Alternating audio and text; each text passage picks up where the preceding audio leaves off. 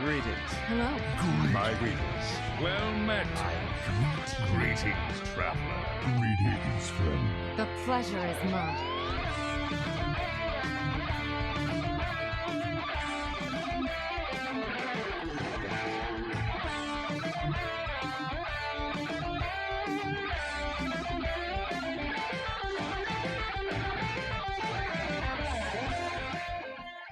Hello and welcome to episode 267 of Concede, a Hearthstone podcast dedicated to making the competitive side of the game more accessible to you. It is Thursday, November 19th in the evening. From Gadsden, New York, it's me, Ridiculous Hat. From Karazhan, California, we've got Botticus. Yep. And from Undercity, Pennsylvania, we've got Edelweiss. Hello. And from where you are, listener, we have you. If you'd like to find out how you can receive Coin Concede supported directly by you, listener. Thank you so much for being here as well. If you'd like to find out how you can support us, receive rewards in return. But what am I doing? What is wrong? What is going on? We're going to start again. We're going to take this from the top. It's been that kind of week. It's been that kind of day and week, and yeah. And by week, I mean year. Yeah, also that. Also, the week has been a year. All right, let's try this again. And Coin Concede is directly supported by you, listener, from wherever you are, so thank you so much for being here. If you'd like to find out how you can support us and receive rewards in return, head to patreon.com/coinconcede. You can also support us by leaving an iTunes review totally free. It really helps other people find the show. Nailed it! We did it. I think after all this time, you would have just a pre-recorded thing that you play for that segment that just nails it. No, every it has to time. feel real. And yes, theoretically recording it would make it easier, but then it just feels. Now think of the content we made for the listeners and me being an idiot. Yeah, it's great. All right, Life and Ladder. Yep, that's just us. Stuff spews out of our mouth and we call it content. Yep. Shout out to Day 9 again. Botticus, how you doing, buddy? How's Life and Ladder? Life is rough. That's a mood. Ladder is, I hate to say it, but it's a bit sparse, if I'm being honest. I don't do good on day one. And because I'm not a brewer like Edelweiss over here. And I hate to bring this up, but I jumped into, we have our little show chat, and Hat's like, oh, there's so much stuff to play. Soul Demon Hunter is probably the best deck, blah, blah. And I kind of stopped paying attention after that because as much as I hate it, as much as I hate to admit it, that just did not make me want to play ladder. And I know that wasn't his intention for saying that. And I really hate that every week it feels like I come on and complain because I think that's crappy to our audience because I still love the game, still love playing it, but I also feel like I need to be honest, and there's unfortunately a lot of negativity going on around Hearthstone right now, but if I'm being honest, I heard that Soul Demon Hunter is really good right now, and I don't really feel like playing against a bunch of Soul Demon Hunter because that does not make my Hearthstone playing experience very positive. So I played a bit. Hat linked me a stealth rogue list that I had a bit of fun of right before the show. And then I played against this new Il'gynoth Demon Hunter that felt pretty unbeatable. And then I played it, and all of my Skull Guldans were in the middle of my hand. And when you don't know how to play the deck and you don't get cost reduction on your combo pieces, it's really hard to win. So I lost a bunch of games with that, and now I'm here. So That was a journey. Listen, you being honest is important, and also I think that there are probably a bunch of people that say green class make me sad. I think that's probably a thing that happens. yeah, but I just hate that. I feel like I was listening back to the episode for a bit when I was about to post it, and I was just heard this whiny Botticus just being like, "Yeah, 260 damage from the." It just sounded so bad. I just I don't know how our listeners listen to that because Okay, it's so annoying. What you just did was premium level content. Premium content. I am certain that our listeners are actually glad that you lost a game so you were able to make those noises. So thank you for doing that. Plus, you complained about a deck in Hearthstone and not about Hearthstone's reward system. So you are by definition one of the more positive people in the community right now. How about that? Yeah, I guess I guess so. It's So glad you got some Hearthstone's games fun. in. Haven't Yeah. been playing a ton of it, but I've been playing it every day.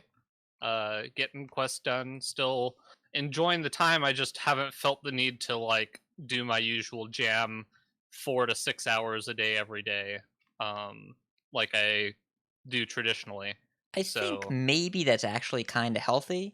And also, to throw back a well, little not bit. if you just replace it with other video games. Okay, I was trying to give you leeway. All right, fine. It's really unhealthy. You should seek professional help. Yeah. What do you want? It's No, okay. I don't know, man. It's been a week. I'm right there with you. Right there with you. Yeah. I don't know. I'm glad you were honest about your experience. Edelweiss, what has your experience been like? Give us the lowdown on life and ladder. So it's been kind of odd because last expansion I was able to just play for 36 hours, and wasn't able to do that this time. Mostly because I had work the next morning. I had work when the set came out. I had work the next morning. I was on the opening shift, so I I also had don't to know if sleep that's for a 5 hours. super reasonable goal to match, or if it was reasonable to hit to begin with. Not really a goal, just sort of how I do. I get brewing and I just keep trying stuff. I just keep jamming one more. But anyway, I tried to play a bit at work, but inevitably Murphy's Law would kick in, and so I would like get going, and then a customer would walk in, and I would have to concede and try and sell them on localhost, even though we have to close because the city is shutting down. So it'd be like, oh, but we should be back open in like hopefully January. It was strange. Man, pandemic's even affecting your rank. That's messed up. But the rank doesn't matter, and I think that has honestly been part of what's made it a little difficult for me as well. Is even though I wasn't seriously trying for cups last expansion, it was still there, and I could make that choice. And now I just have zero information on anything competitive going forward that I'm not running. So I don't have a reason to care. Like I hit a ranked floor and that's fine, but my rank doesn't really matter to me. Not like I don't know. It's a weird psychological thing, but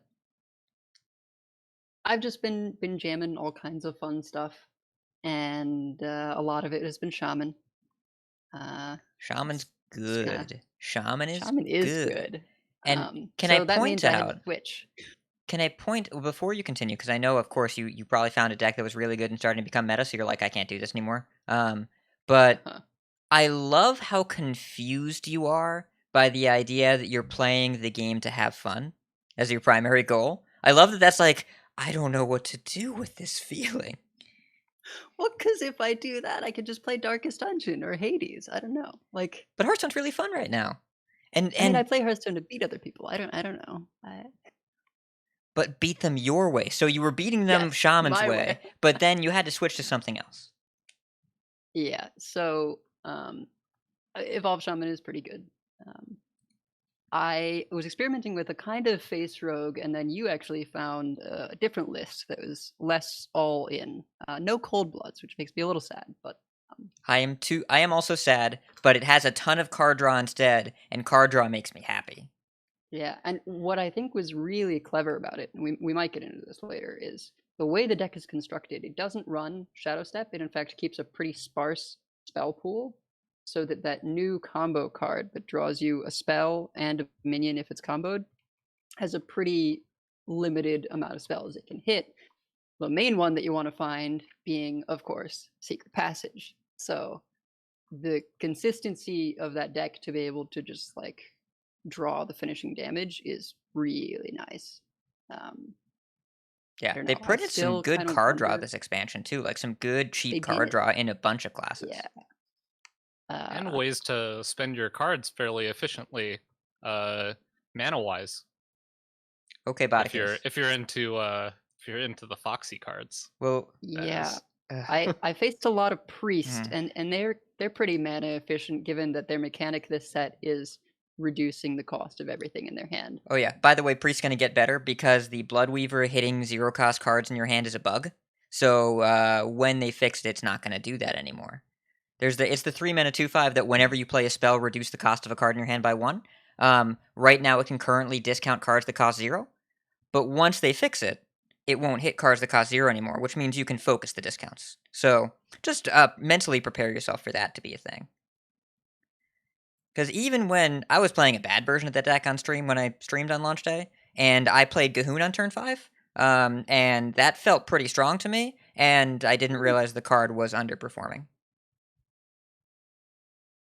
Yeah, priest terrifies me because of that cost reduction. Kind of goes back to our thing of not reducing things to 0. You know what else should maybe cost 1? Strongman. That should get reduced to 1. They got it right on Bladed Lady. Yeah. I mean, yeah. I agree. I don't know what to Botticus say. agrees with the All I- Botticus agenda. Especially, the 3-cost spell that can reduce cards that shouldn't cost 0 down to 0. That one, yeah, that's a pretty powerful card. That's the way I'll put it. I like how, I mean, Druid got some nice things, but sort of the assessment on Druid being good is, well, they have overgrowth, so Corrupt is obviously better for them than any other class. Yeah, I mean, Druid has some powerful things to do. We're not gonna the meta section. We're kind of doing the meta section now because this meta is really fun. We are. I'm Yeah. gonna slightly diverge back into Life and Ladder. Also, while I have you all here, Electric Sheep City, thank you so much for the sub. We love and appreciate you. Thank you. So I'm gonna agree with Bottic's assessment of life is kind of low key, not great. Just stuff. Not gonna get into it. It's a bummer. But I'll get through it. Ladder, I am very much enjoying it, but this is a different experience from Scholomance in a very major way. In that Scholomance, the new deck was the best deck right away, and then it felt oppressive until we learned just there are a bunch of other things that are really good, and then everything felt really powerful day after day after day after day. This is definitely more the best decks feel like we're starting from last expansion, adding a few cards, but then new stuff keeps popping up. And a lot of the lists that I've seen feel high potential, but unoptimized. As opposed to day 2, you could play Pure Paladin and be like, this feels like what the deck is, and then we kind of just tweak from there. I feel like there are archetypes waiting to be discovered. So I'm really happy about it. Also, yes, Rogue with low-cost stuff and a lot of damage is good, so I'm happy with that. I got Legend on day 1. I was Diamond 10, so I climbed from Diamond 10 to Legend. I played a bunch of everything, and I streamed, and the response was really awesome, and I'm really appreciative of everybody that came out because, now I'm back to streaming once every 4 months, but got a great turnout and decent Legendary haul, and I ended up getting Legend later that day with Super Aggro Demon Hunter. Super Aggro. Curve stops at 3, so you can make sure that Acrobatics and Stilt Stepper are good. And let me tell you, Stilt Stepper is a card. For those that don't know, it's the 3 mana 4/1 minion. You draw a card. If you play it, then you get +4 attack. And when your entire deck costs 3 or less, it's pretty easy to make that happen. So I wasn't jamming it on turn 4 all that often, but sometimes turn 5 with the coin just to make sure I could coin a 3-drop if I needed to. And sometimes I would just jam it on turn 4 and hope to hit and missed. But a lot of times I hit a 1-drop, and then it was like when it was Beaming Sidekick. It was 3 mana for a 4/3, a 1/2, and 4 damage to your for your face to 4 mana. Pretty nuts. Pretty powerful. So Druid has a really strong late game. It's a total clown fiesta, but it's beatable. Yeah, you like that, right? It's beatable if you just go really, really fast because they don't actually play cards that aren't ramp or 9-drops. So it's I don't know. It feels hard to make an initial assessment on the format, but I love the feel of it currently, and I've been trying to play a little bit of everything. And also, I'm so happy that Shaman is good. Because Shaman is good. Good. Actually good. But not broken, I I mean, don't think. I don't know yet. I do know that I played 2 Mogu Flesh Shapers yesterday, and that is a sign that something is probably on the verge of being broken, because that card is the canary in the coal mine. You never play Mogu Flesh Shaper if you're playing fair. It's never a thing that's happening. I still struggled to get it in play a lot of the time. Sure. So I think it's okay. I think so. It doesn't need to be nerfed. I don't think anything needs to be nerfed right now. If I were thinking about nerfs at all, the only ones I think of are like a Mana Nudge to Demon Hunter here or there, maybe. That would be the one the only place where I'd look. But otherwise, it feels like there are powerful things, but nothing feels oppressive. And yeah, and like Matt is saying in chat, of course, Matt at Arms, very excited. Warlock is playable. It's a playable thing. You can do Warlock now. And there have been some games I've lost trying to go aggro with Imprisoned Vile Fiend into Minari Masher, where it's the Dormant Demon with Rush, the 2-drop, the neutral, and then Minari Masher is the 3-mana 3/4 that gives a demon +3 attack and lifesteal this turn. Hitting something for 6 and gaining 6, very powerful early game. Or you can use that on your Ticketus and gain 11. Also pretty good. Yeah. So, I don't know. I'm very much enjoying the state of the game in the client. Outside the client? I guess we have to do news now. Oh boy. Okay. Alright. Right, as we get the raid. So, what's up, Wicked Good? Alright. Before we do news, before the news bumper, gonna do a disclaimer. Yes, we are going to talk about... Oh, I forgot to mention my favorite thing. Okay, hold on. I gotta mention my favorite thing. My favorite thing about this expansion so far is that there were 2 shaman lists that were making the rounds. Harash had a really nice evolved shaman, and Jombre had a different evolved shaman. And a player named Jared Pullet, who's on Team Swagway, said, well, I like parts of Harash shaman, and I like parts of Jombre shaman, so I'm going to combine them into Harambe shaman. And it's my favorite thing of the entire expansion. It's not even close to being close. It's so good. So, please, go follow Jared Pullet on Twitter, because, like, you have to. It's the law. You just have to do it now. I'm gonna post the link to this. Yes, that is why I call that Harambe Shaman on the spreadsheet. It's right. It's this tweet. It's this tweet right here. It is the best tweet of the expansion. It is not close to being close. All right. So, putting this in the show notes. Don't worry, Steve. It's in the news. All right. So, before we get into the news, there's going to be talk about Hearthstone economy. I understand if people are fatigued by it. We are not going to discuss the value of the new Tavern Pass and the new reward track. Because if you want that information, that is out there, and however you currently feel about it, we are unlikely to change your mind, and boy, we are all super tired of it. But since we recorded last show on the day that this thing came out, and since then stuff has happened, it is important to give you an update as to roughly what has happened. But don't think it's going to be a long meditation on it. We understand if everyone's exhausted of it, we are too. We're just going to do our due diligence to report the news on it, and go over some of the things that aren't based on Blizzard taking our gold. So don't worry, it's not going to be a section about Blizzard taking our gold. It's not going to be a thing. We're not going to use the phrase Blizzard lied. It's not going to come up. Well, I guess it just did, but we're not going to use it again. That was the last time. All right. Let's go. Gadgets and Gazette always gets the scoop.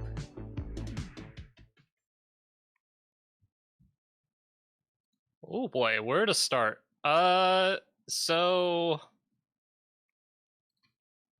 I don't know. I don't actually know where to start.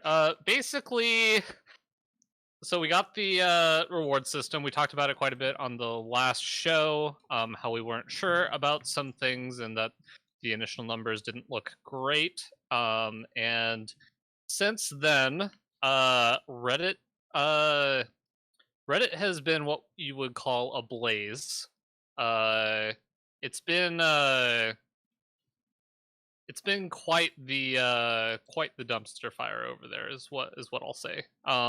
Pretty much all the posts that, or the majority of the posts that get upvoted on there, deal with the fact that people are unhappy with the way they perceive the new reward system. eventually, I believe it was Tuesday, we got an update directly from Ben Lee, uh, basically saying, "We apologize for the confusion and disappointment we have caused. During the natural progression of the reward cycle, our intention was and still is to give out extra XP over time through a variety of ways. The aim is to help players get through the reward track or catch up if they join later in an expansion. We didn't provide any details on how events will link into this to support the reward system, etc., etc." Yeah, there's a whole post in here. We have a link to it.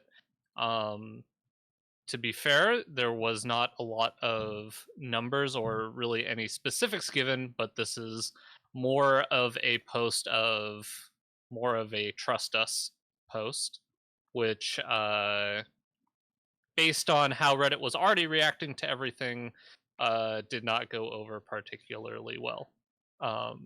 So yeah, I don't really know what else to say. They made some small changes, right? Like, there were some packs towards the end of the rewards track that were a little funky. Like, there was a Year of the Dragon pack, I think level 48, which I think you could probably anticipate getting a month before it rotated out. So they said, okay, we'll change some of those late packs for some Flux Gold. I think it's a smart idea. And really, the statement said, we're sorry. We're planning on... The math you're doing is not accounting for things we haven't told you yet. The aim is to make sure that we get there, but we didn't give you details, and we're sorry for that. We have changed these couple things. Our goal is to make sure you get more gold. We're going to do that, and if we don't do that, we're going to fix it. Now, if you trusted Blizzard, this said, okay, they heard us, they're aware, they're working on it.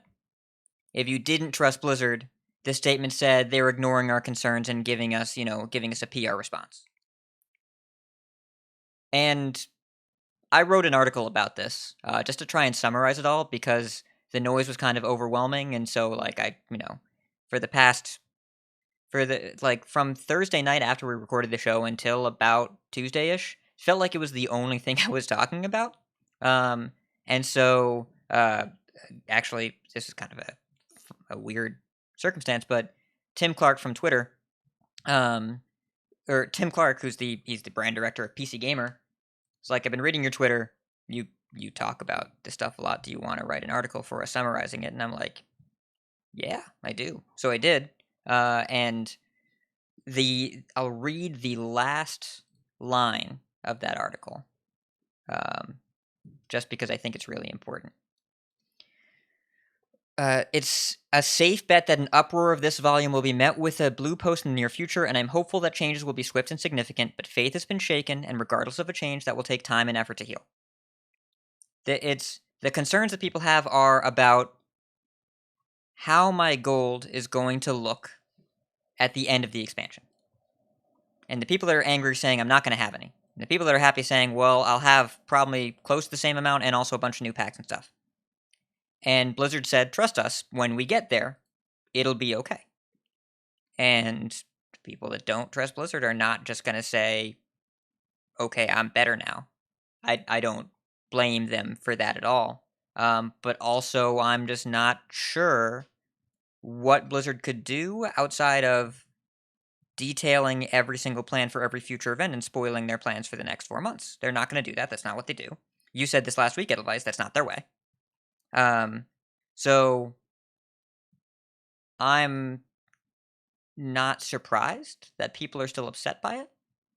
But also, our stance here in the show is we are going to give them time, because so far we've seen that Blizzard's initial implementations aren't always right. And in this case, they're not. But they've always managed to get things to where they need to be. And, we're, like we talked about last week, we're still waiting on that in some things. I think Battlegrounds in particular needs a little bit more attention and care than it's getting right now. But what else can we do?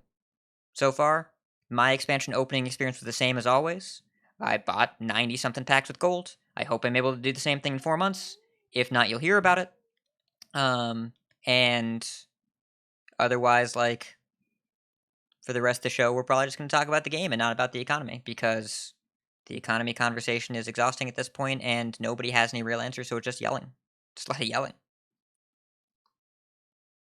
think that's my biggest issue with it, is that it's because I don't completely disagree with people being upset over this, because I do feel like we were kind of misled on some way, but I strongly disagree with the fact that the entire subreddit, the only thing that gets upvoted are people just claiming they're gonna be quitting, or that we should be angry, or we should like just kind of repeatedly telling people to do all of these, I don't want to call it terrible things, but just like things that aren't helpful.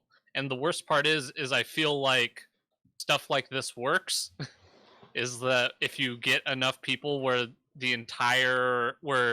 so many people are complaining that they can't ignore it, then it gets responses.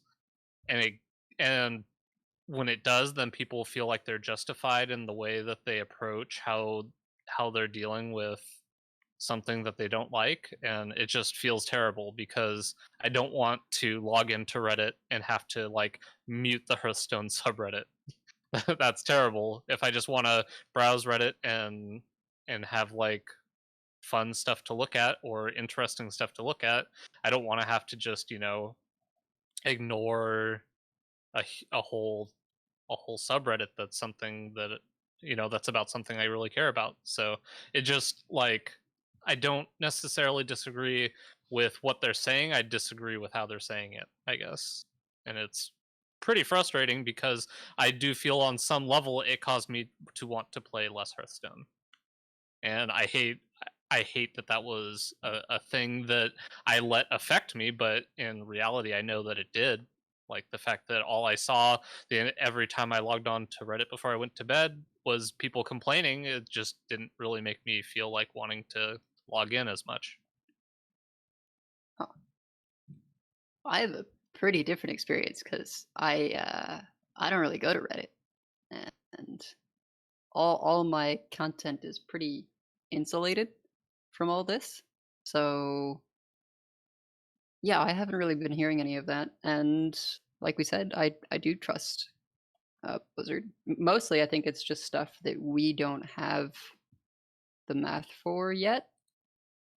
So it's not like being obnoxious is going to give them more transparency about things they want to be a surprise. Because like they've done month-long events, they've done more events each season, if you want to refer to an expansion 3 months or whatever as a season. So I've no doubt that they have planned stuff out and they just don't want to spoil it. It's unfortunate, but it's just kind of a waiting game. My number of packs bought with gold was different because I was a moron and bought 2 heroic brawls with gold. So that's gonna hit you for 20 packs, and I'm feeling it. So I'm going back and returning to my non-golden ways and just dusting all my goldens that I have extras of. But I don't know. Yeah, I don't know how much more like that we can really even go into it. I'm glad that you had a good experience by ignoring the social stuff, and honestly, I should have done that more because I was in the same boat as Botticus for marinating in it for 5 days. And the last thing we're going to say about Reddit, this is my least favorite thing that has happened out of this entire experience. Our good buddy Rarin, who you may know from Mario Tennis Aces or from an earlier episode of this podcast where we made fun, where we dunked on Mario Tennis Aces. Yes. Sorry, Rarin. Whoa! What is this we going on here? I seem to remember you dunking on Mario Tennis Aces, and me being very supportive of a very competitive esport that we all know in Mario Tennis Aces. Okay. Wait, dunking is the wrong sport. Wouldn't it be like a no-touch ace or? I don't. Overhead volley. I don't. I'll trust you on this one. I haven't played a ton of tennis recently, and I don't know the mechanics of Mario Tennis Aces. But yes, and I don't know, Botticus. There's no way to prove that. There's no recording of it, anything. Yeah, it's not recorded or anything or published. So, anyways, Rarin is a super wonderful guy. Content creator, Twitch streamer, and all that. And he got on the launcher for Darkmoon Essentials today because they do that, and they're highlighting some streamers, especially they've been going at smaller streamers lately, and it's really wonderful. So he's on the launcher, and it's really great. And somehow a post on Reddit got made saying that his video was replacing Solemn's because Solemn spoke out against the Battle Pass. And it's the rewards track. Now, Solemn and Raren and Chris Sierra, the community manager, all replied and said, no, Solemn's video is on the 22nd. That's in 3 days. That's happening. But it already had 700 upvotes.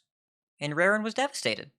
And can you blame him? He made his big break and got in the launcher. He's on the front page of the launcher, and Reddit takes that away from him by saying you're only there because you tried to be positive about the Battle Pass, and Solemn got taken down for being a hero and speaking out against it. It's just garbage. It's just really not good. And I feel really bad for it. So I linked Raren's Twitter in the show notes. If you aren't following him on Twitter or Twitch, show him a little bit of love. Check out his YouTube as well. He makes some really great content. He posts videos all the time. Puts really good content out there. And, I just... It sucks that something so positive was taken away from a positive person by a lynch mob for spreading misinformation. It makes me so mad. Because there is nobody that has tried to be more positive than that guy. And he was not afraid to be critical of the Battle Pass in the video that he made. But it wasn't critical enough, I guess. I don't know. So, link to his socials are in the show notes, and now let's talk about literally any other topic. Well, we could talk about how the Darkmoon Faire is now live. Woo! So I feel bad that we started with that other thing, but the new expansion's live. We talked about it a little bit already. Old gods are back. Got the corrupt cards, which are performing a lot better than I kind of assumed they would. I don't know about what are your initial impressions? Like, some of the corrupt cards I felt looked strong, but I wasn't aware that they would be quite as strong as they seem to be performing, at least in the early days. Are we jumping ahead? We're jumping ahead? Isn't our Decksplanations about, like, this? I'm just talking about okay, fine. No, we can talk, like, listen, you want to talk about cards, I'll talk about cards all day. But we have a section. Well, I mean, I don't know what else to... It was a section that we have in the news that I didn't want to just be like, hey, it's live. All right, next topic. But we could do that if you want. I mean... yeah. All right, we'll talk about that. We'll talk about it more in the Decksplanations. We're professionals. We'll hopefully cut all this, or he won't, and we'll sound silly, which is pretty normal. It's patrons, you're the only ones that are going to hear this, and live listeners, and you're both great. I think you're both wonderful people. Personally, I think honestly, it's unfair how attractive you are as people, patrons and live listeners. How do I even follow up that other than by talking about Darkmoon Duel-Fest? So they have a kind of a small, like, mini tournament type thing coming up with a bunch of streamers coming up on the 24th of November. From 10 a.m. to 4 p.m. Basically a whole list of different streamers with a $200,000 prize pool. And so this is kind of a mix between new expansion and duels. They're kind of combining both of them. And they have a new format that they're calling Last Duelist Standing, which basically is they're going to run 3 consecutive kind of sequestered duels runs. Basically all of the streamers are going to do 3 duels runs and basically go until they get 12 wins or 3 losses, and then person with the basically it's going to get scored. Every win you get 10 points. Person with the most points at the end wins the whole thing. And I had a note that I had mistakenly put in the tournaments, the meta section, because I didn't realize it was here in the news. This is, I don't know, it's a cool thing. It's a thing to watch, but one thing that is very upsetting, at least for me, there are 24 people in this Duels Fest. 2 of them are women. which is 8.3%. Not great. Yeah.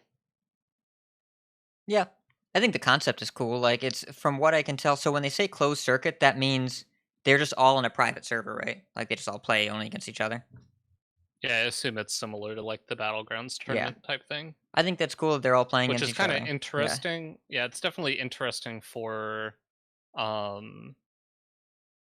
it's definitely interesting how you do that for a duels tournament, because like, I don't know, there could be queue sniping. I don't think that there will be for something like I this, was but thinking it about feels like that.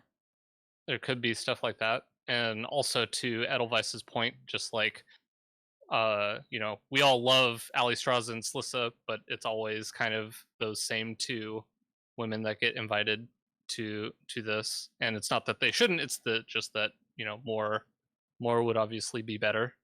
Well, and there's more that have been highlighted before. They had Aveline at a previous event. They've had Patra at things before. So it's not like they don't know people that have decent followings that they're willing to pull into their events. It's just It is potentially a weird time of day. It's hard to tell what invites actually went out, because it is that's true. middle of the day on Tuesday. So I know that there are some pretty great female streamers that also work full time. So it's possible that some of the smaller ones got invited and weren't able to make it. But it is kind of a thing of It's a bad look. the similar type players getting invited all the time. Like, there could very well be reasons why it looks this way that are innocent. There could also be reasons why it looks this way that are I'm not gonna say guilty, but it could have been an effort was made and didn't land, or it could have been that no effort was made. I don't know. It's not a good look. You know, it's I like all these content creators that I know, and I'm glad they included like Snail from Argentina, who is he's a great caster and a great representative of the Latin American scene, which is thriving and vibrant and wonderful. But like, I don't know, why not Nasil? Why not like any of the like Nasil is a beast from Latin America and is a killer player and really really good. That's I can't imagine that it's not too hard to. I can't imagine it's that difficult to shoot an email. So I don't know. There are a lot of familiar names here, and I'm not saying that any of these people haven't earned their spots, but I'm saying that maybe representing a wider group of people that theoretically represents the player base would be a better thing, unless it accurately represents the player base, which would make me really sad. And then we can make efforts to do something about it. I don't know. It's short version, like, call some people that aren't white dudes. Just please call some people that aren't white dudes. There are a lot of people that aren't white dudes. It's just call them. If you need to find some people that aren't, just call us and we'll call them. We'll do it for you. We'll be your phone book. You don't even have to do anything. Just like, yo, Concede, find some people. We'll be like, okay. And that'll be it. Concede. Matchmaking. I'm pointing at the camera. Hearthstone matchmaking. Yes. We will be your MMR. That's the tagline. All right. For content creation. Yes. For content creators, by content creators. All right. This actually sounds a good idea now. We'll continue. I'm liking this more and more. Yes. Wait, are we a dating service now? Is that what we just did? Did we just transform from a podcast to a dating service? I guess. This has been a very strange day. All right. Let's keep going. We can do both. Wait, I suppose so. Yes, Botticus, you can keep talking. The next topic we have is we had a bit of an insight into treasure pools and smart loot buckets for duels, and I saw some actually really cool information in here, specifically involving something we talked about. I think it was last week when they nerfed what was the portal. The Party portal. Was that Party portal? It's hard to tell. So, last week, that was a year ago, Botticus. Yeah, I don't freaking know. Anyway, so Party Portal got nerfed, and then they explain in here why it got nerfed is because there are two pools of treasures.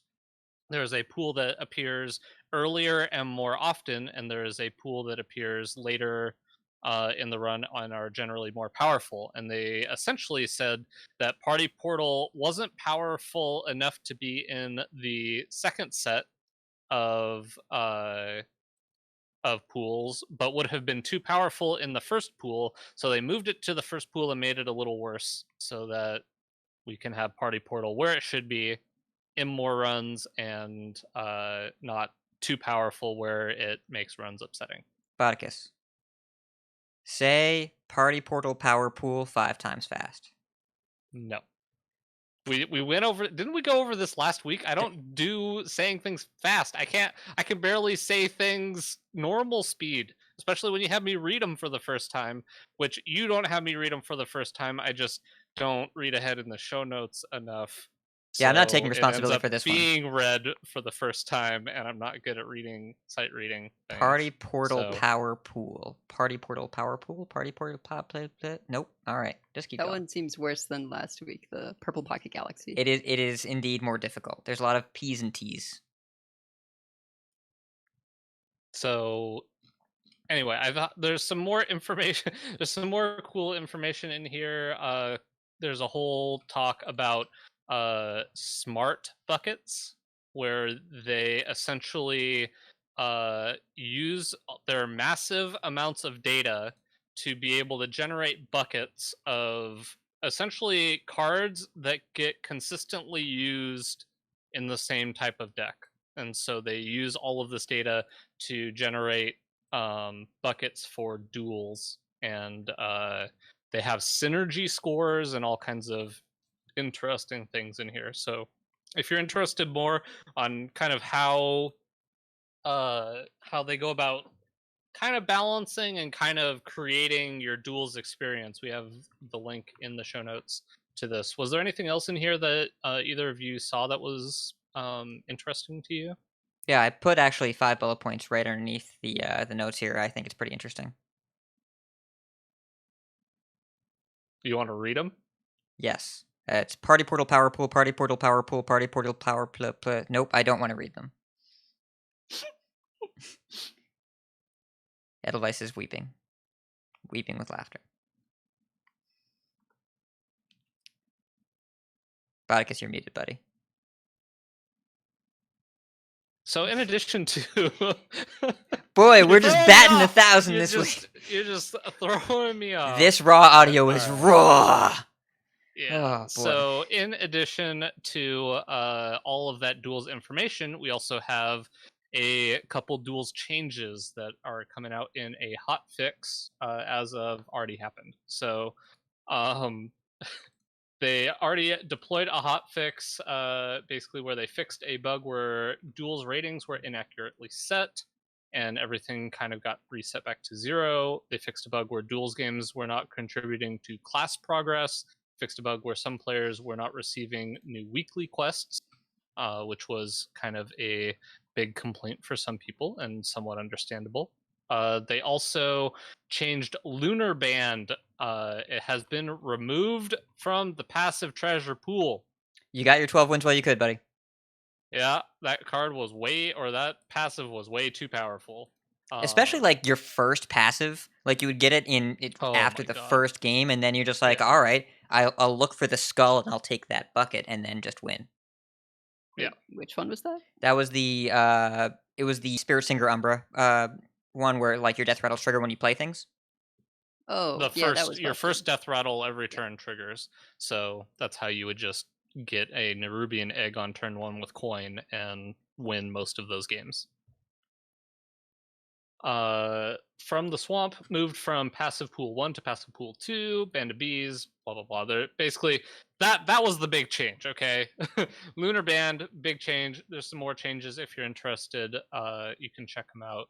In They here, nerfed Theoris Wax Blade and Rager. Wax Rager. Those are both important. Yeah, Wax Rager also got moved from active treasures pool 2 to pool 2 ultra rare, and that was something they also talked about, which is not only is Wax Rager going to be more difficult of a treasure to get, not only is Wax Rager going to be seen later in runs, it's also going to be harder to get, which is good because that card was quite powerful. but it was also super powerful with Lunar Band, so kind of a double nerf to Wax Rager, and is probably still quite good. What do you mean? You just Evolving Missiles it? Yeah, if you're playing Mage, because nobody plays Shaman anymore. Well, actually, they might play Shaman because we have new hero powers and stuff, but yeah, so we had some more balance changes.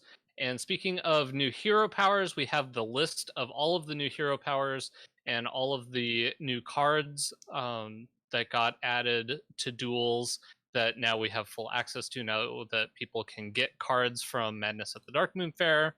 And I'm not going to go over all of them, but they are here in the link, and there's some pretty cool ones. Actually very glad that the death rattle thing got moved, because now Hunter just has a hero power that triggers death rattles as a hero power. That's probably not a coincidence. That's Yeah, probably not a coincidence. It's actually interesting, as I wonder if it's better than the old hero power, because the old hero power helped you trigger your death rattle minions because it gave them more attack power and also could still end the game, whereas this one you can't use the hero power if there is no death rattle minion in play, and being able to still use your hero power is pretty good. Okay, hold on a second. Do you see the new Hunter treasure, the active treasure? Are you talking about the adorable bunny? Do you see what it's named? I do see that. Yeah. Bone Crusher. It's a pink bunny. What am I missing? I mean, it seems perfectly reasonable to me. It looks very deadly. Have you seen what that card does? It looks really powerful, but it's an adorable pink bunny that says Bone Crusher. Language Hacker is very excited about this in chat and shouted Bone Crusher like he's a Rattlegore. But does it shout its own name? Is it angry, or is it like, what sound does it make when you play it? Because it just looks like a really cute bunny. Really wish I could see its teeth better. I can't really. The teeth aren't in the large. Demon Hunter seems terrifying. Yeah, Demon Hunter's really good. Gift of the Legion. Gain 1 attack for each minion that die this turn with all the Illidari cards. Wasn't that the that was the card that Hat had posted a. Oh yeah, Admirable did 30 in 1 turn with that. Yeah. Yeah, because he just cleared a bunch of stuff and then played it twice and then hit his opponent for 30. Yeah. But yeah, I've been doing well with Secret Mage, but the treasures don't really go with that. No, it's just kind of good. Well, it's the new hero power is draw the secret from your deck, but yeah, the treasures aren't really there. You probably still play the original treasure because it gives you free mana worms. Infinite Arcane. I didn't realize this. That's the 5-mana treasure or 5-mana active that destroy your deck each turn, discover a card and put it on top of your deck, cost 2 less. The discover is apparently always from your original deck. Oh, it's not just random. It's apparently always from the original deck, which I think makes it a lot better. A lot better. Wait. So my plan was to play it once my deck was gone because you draw so much as Secret Mage. But apparently it just gives you the same, like, it discovers a card from your original starting deck, which is still, like, pretty variant, but you can build around that, I think. That is interesting. Yes. That's much better, because oftentimes discover a card is pretty terrible with how general that is. But why is this rabbit called Bone Crusher, and it's also not a beast? I don't know. Totally makes sense to me. I'm going to ask somebody about this. I'm going to tweet. I'm going to at them. It definitely should be a beast. That one I'm with you for. Wait, how do you see what the flavor text is for cards that aren't in your collection? I'll look it up on the website while you're continuing with news. Do they have flavor text? Do cards that can't be in your collection have flavor text? Do feral spirits have flavor text? I don't think that the card feral spirits would have flavor text, but I don't know if the wolves from. I guess tokens probably don't have flavor text, but this is a card. Very interesting.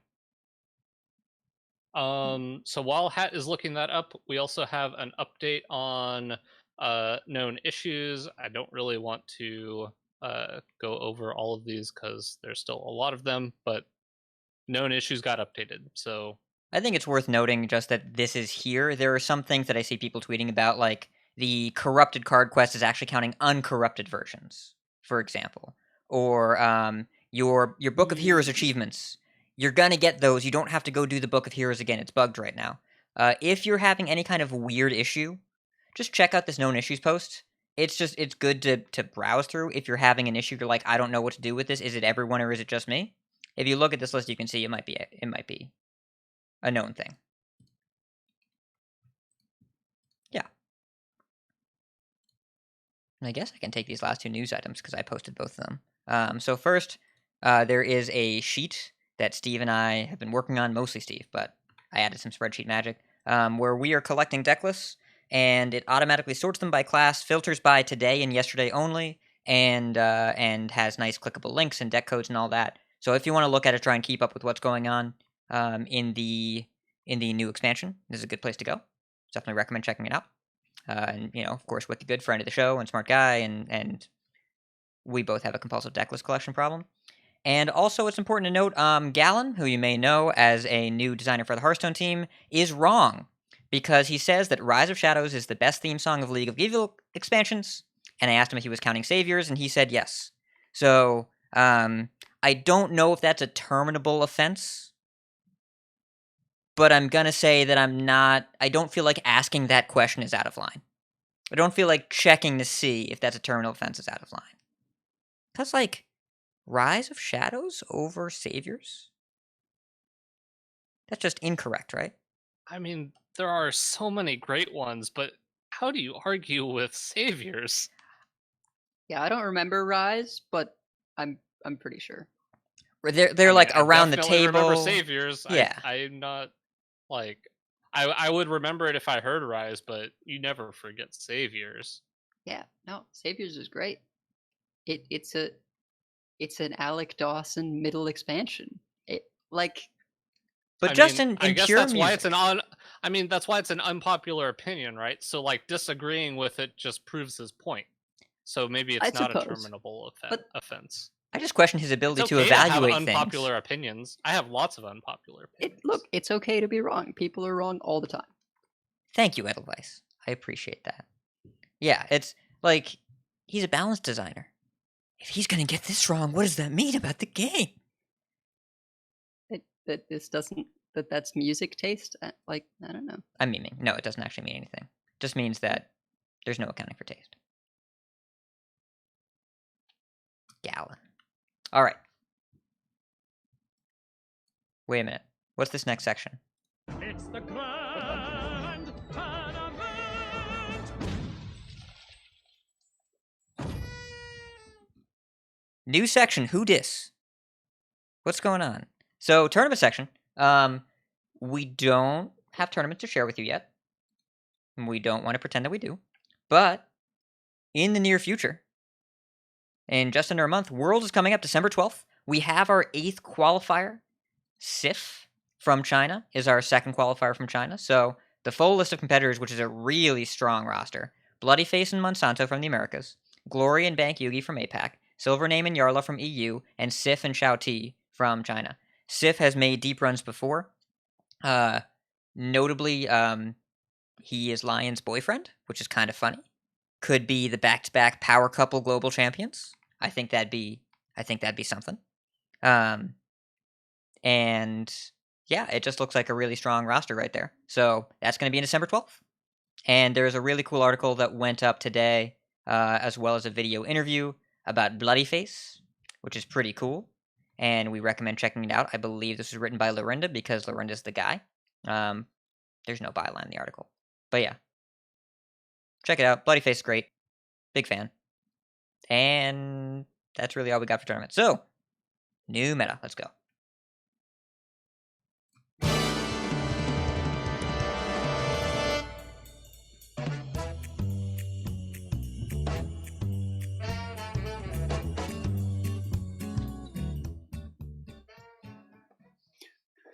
So it's always kind of an oxymoron to say new meta when a set's been out for like a couple days, because there's not really a meta.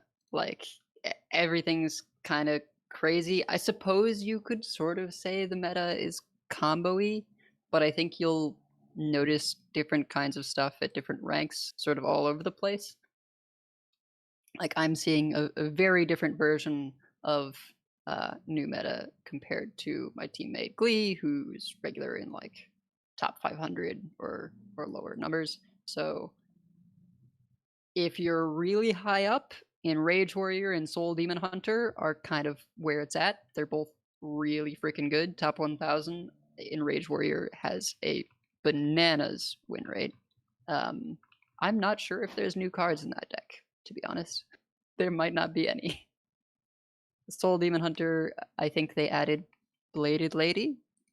That's Il'gynoth and Relentless Pursuit as well. okay. Yeah, Relentless Pursuit is the 3 mana. Your hero gains +4 attack and gains immune this turn. By the way, card is currently bugged. You can't play that if you have 7 minions in play. Oh, Yeah. I saw that. Yeah, I experienced that when I had randomly generated it as a mage. That was bizarre. Yeah. And in Rage Warrior, it remains to be seen what will change, but Incrediplum is noting in the chat, Sword Eater should probably go in that deck because it's a pirate and it's insane. Oh, yes. Yeah. That is the new card in the deck. Yeah. Sword Eater is fantastic. It's a... I didn't realize all the text that was on Sword Eater until the set came out. It's a 4 mana pirate. It's a 2/5. It has Taunt, which I did not realize. And Battlecry equips a 3/2 weapon. So it having Taunt is very important for my Taunt Warrior. It's like, instead of Bone Wraith coming back with 1 health, what if we just gave you a Fiery War Axe instead and it was a pirate? So you could tutor it with Ankar. Seems insane. I don't know. Yeah, Heis was playing a lot of Enraged Warrior, and yeah, he said that was the one new deck. If you're confused why I pronounced it that way, in Brazil, ours are kind of more of an H sound. But I believe you, but I actually is this RASE? Is that the player we're referring to? Yeah. No, when I was in Brazil, I was referred to sometimes as Heisa. Huh. Yeah.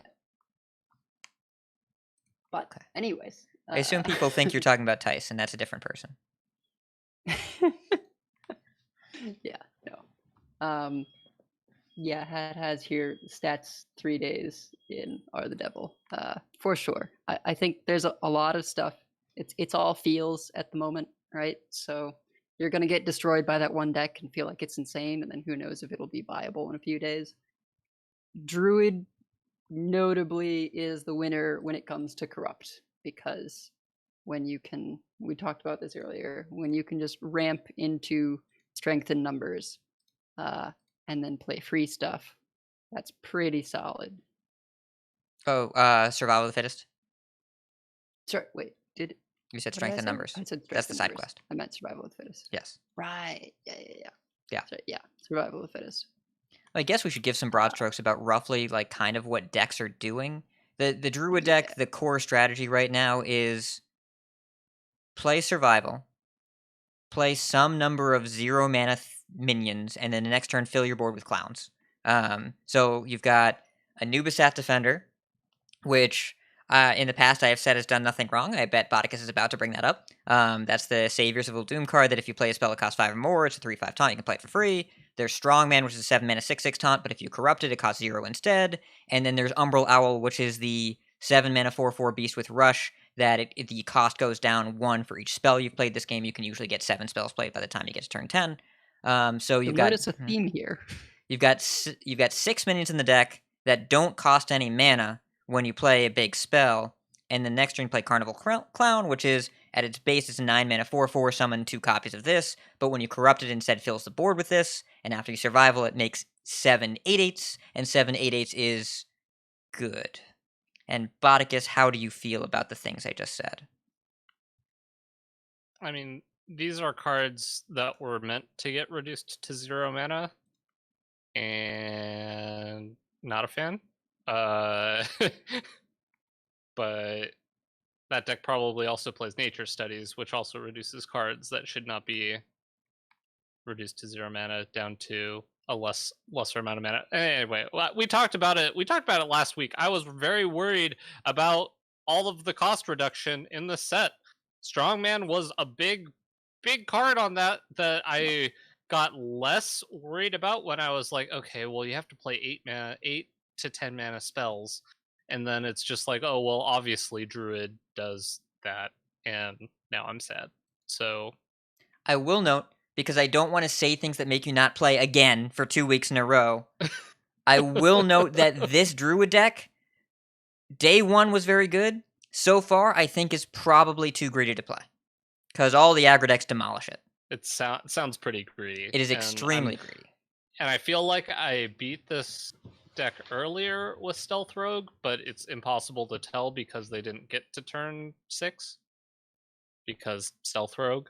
But I mean, If you get to evaluate how greedy your opponent's list is, you've probably lost.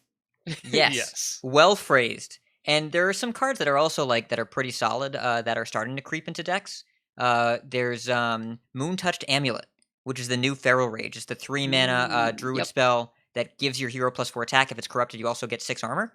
And when you start to play Yashiraj, then you can play this thing to stay alive, and then later in the game you get back 2 of them, and you get to dome your opponent for 8 after you Yashiraj, and also fill your board with giant clowns. Yeah.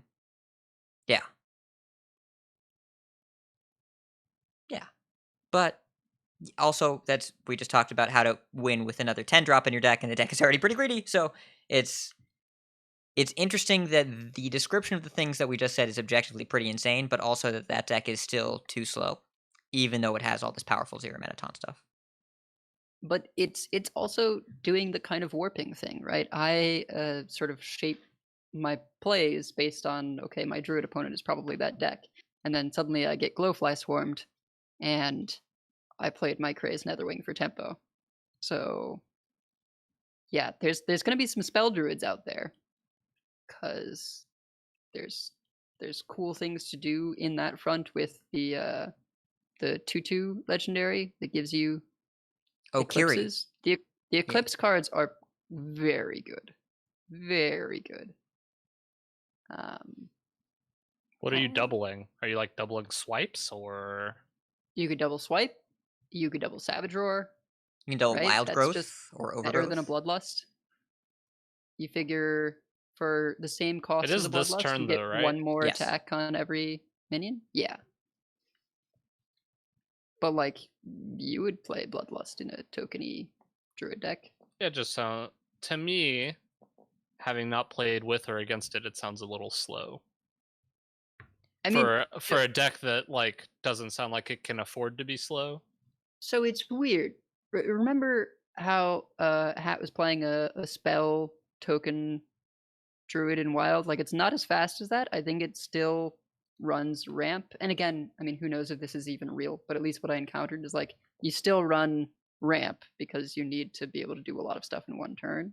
But it's basically build a sticky board with Glowfly Swarm and the Soul of the Forest, and then do crazy things.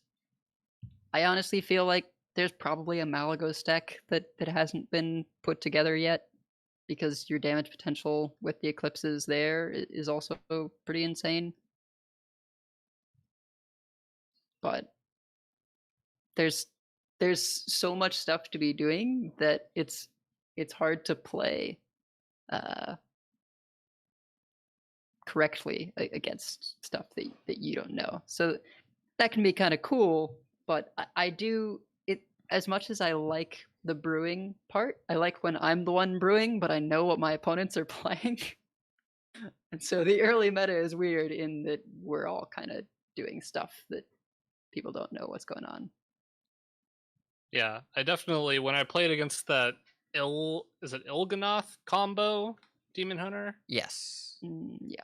Yeah, when I played against that, it was just, I thought I was playing against Soul Demon Hunter, and then all of a sudden they played Philosophy, and then what is it, Mogu Artificer? Moarg.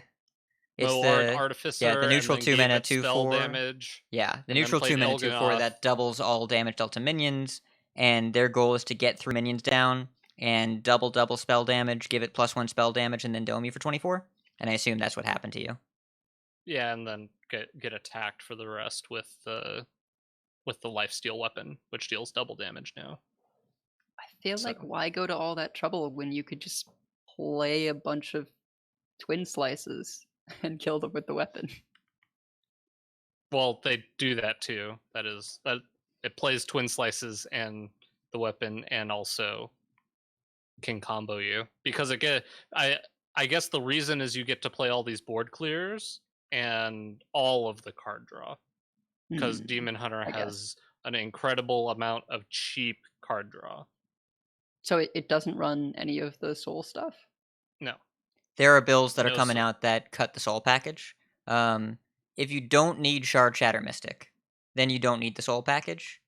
But Mhm. I don't know for sure. As of yesterday, I think that was true. As of today, I think you probably want Shard Shatter Mystic, and Soul DH is probably just a Yeah. better deck overall. But it's going to be I a think meta call. so. Yeah. Because it really felt like, I mean, the stats already are showing that the win rate on it wasn't terribly good, and that if you get your Skull Gul'dan kind of mixed up in the middle of your hand, your combo potential isn't that high when you can't discount the cards you're drawing. So, I mean, just playing it a bit, I played it maybe 4 games or whatever, and I'm sure that a lot of it was due to player error learning the deck, but it definitely didn't feel like uh, it has as much leeway as like a Soul Demon Hunter does, where it feels like you can get away with a bit more and has a few more fail safes than a deck like this. And Soul DH, you Tell can you. also just play burn spells on curve, and then your opponent explodes eventually. Right.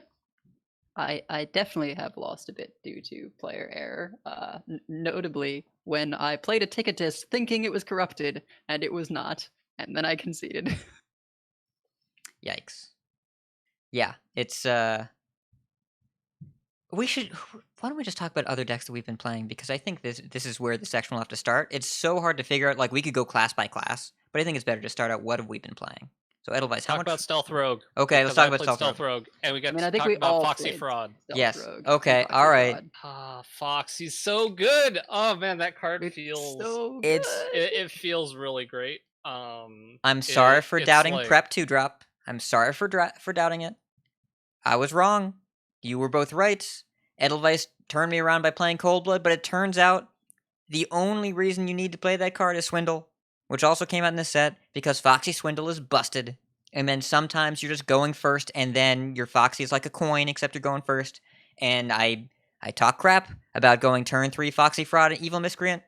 And you know what? It turns out that turn 3, 4-6 in stats, and getting 2 lackeys is good.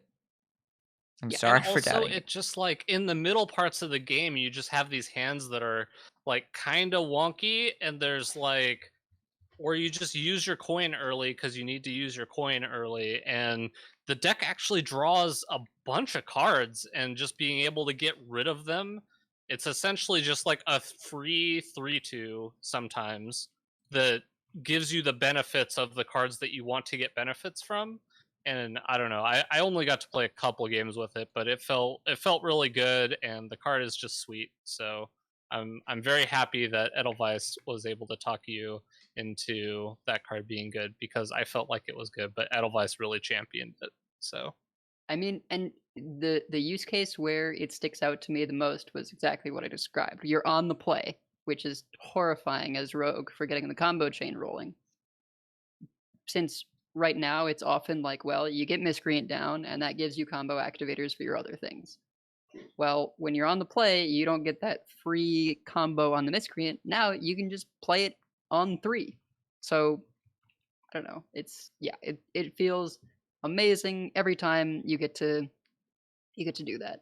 And the list that Hat was using had a SI7 in it. I swapped that for Hooked Scimitar for more burst, and that felt pretty sweet. yeah, that sounds good, because it does feel like that deck needs, it feels like it could use a bit more damage for the decks that are killing all of your minions all the time. So I like the Hooked Scimitar idea, Makes sense but to me. just discounting anything feels good with it. It's there have been some games where I'm trying to chart out, like if my hand, and I understand this is still a good hand, and my hand is like Secret Passage, eviscerate, my opponent's at a low enough life total where I just need to draw anything to combo with, and then you just go Foxy, double Evis, and you still have the Secret Passage and like 5 mana left over. Oh, it's so wonderful. Oh, it's so good. Well, and that's a really cool thing about Foxy is since it is combo specific, normally like you feel weird prepping the secret passage, but if you don't prep first, then you don't get to use the prep. But you can go Foxy secret passage and then get the reduction on something post secret passage, and that's pretty fun. Yes. Also, I think Tenwu sucks. That's probably true. Yeah. Yeah. I don't know. I haven't gotten to play with it yet. I've seen it I'm not once where sure it was I've good, and gotten I've seen it a one, bunch of but I other haven't times crafted it. where, yeah, like I've seen it one time where it was good, where my opponent went turn 5 J bar Shadow Step it, turn 6 J bar Tenwu J bar. That was good. I'm gonna say Jandis did most of the work there, but it did work out. But like Tenwu is just, it's kind of not a thing. Yeah, it has to be. I think, like I said, it has to be a completely different deck. It has to be a deck that wants to play kind of a youthful brewmaster type card, and none of the rogue decks we've talked about so far want to play that. I mean, the stealth deck isn't even playing Shadow Step, and the times I've played the deck, it's almost felt like it wanted a Shadow Step, but I definitely see why it doesn't play Shadow Step. I think Tenwu could be good in exactly Highlander Rogue, and we just aren't seeing Highlander Rogue right now. I feel like there's potential there. It honestly looks like a Wallet Rogue when I put it together, which I do enjoy those. I know it's kind of messed up, but the funnest thing for me would, I know that's not a word, but just to The have a most Highlander funnest. deck. The most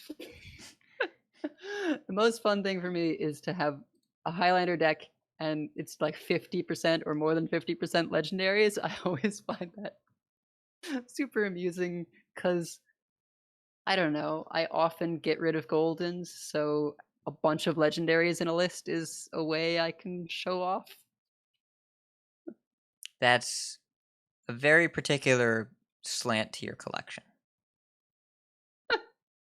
But it Because happens. I usually hit all the legendaries in a set eventually. Eventually. Yeah, I'm pretty close as well because I've made irresponsible crafting decisions. What else? But not a Lar. No, Tell me it's- about Shaman. I have not gotten to experience the Shaman deck I was Oh, happy man. with. Tell me about all of the variations of Shaman, including this combo one, which I'm sure is not good, but I want to hear about It's it anyway. better than I thought. I think it has potential somewhere in the future. I had dismissed it as like, nah, why would we do that?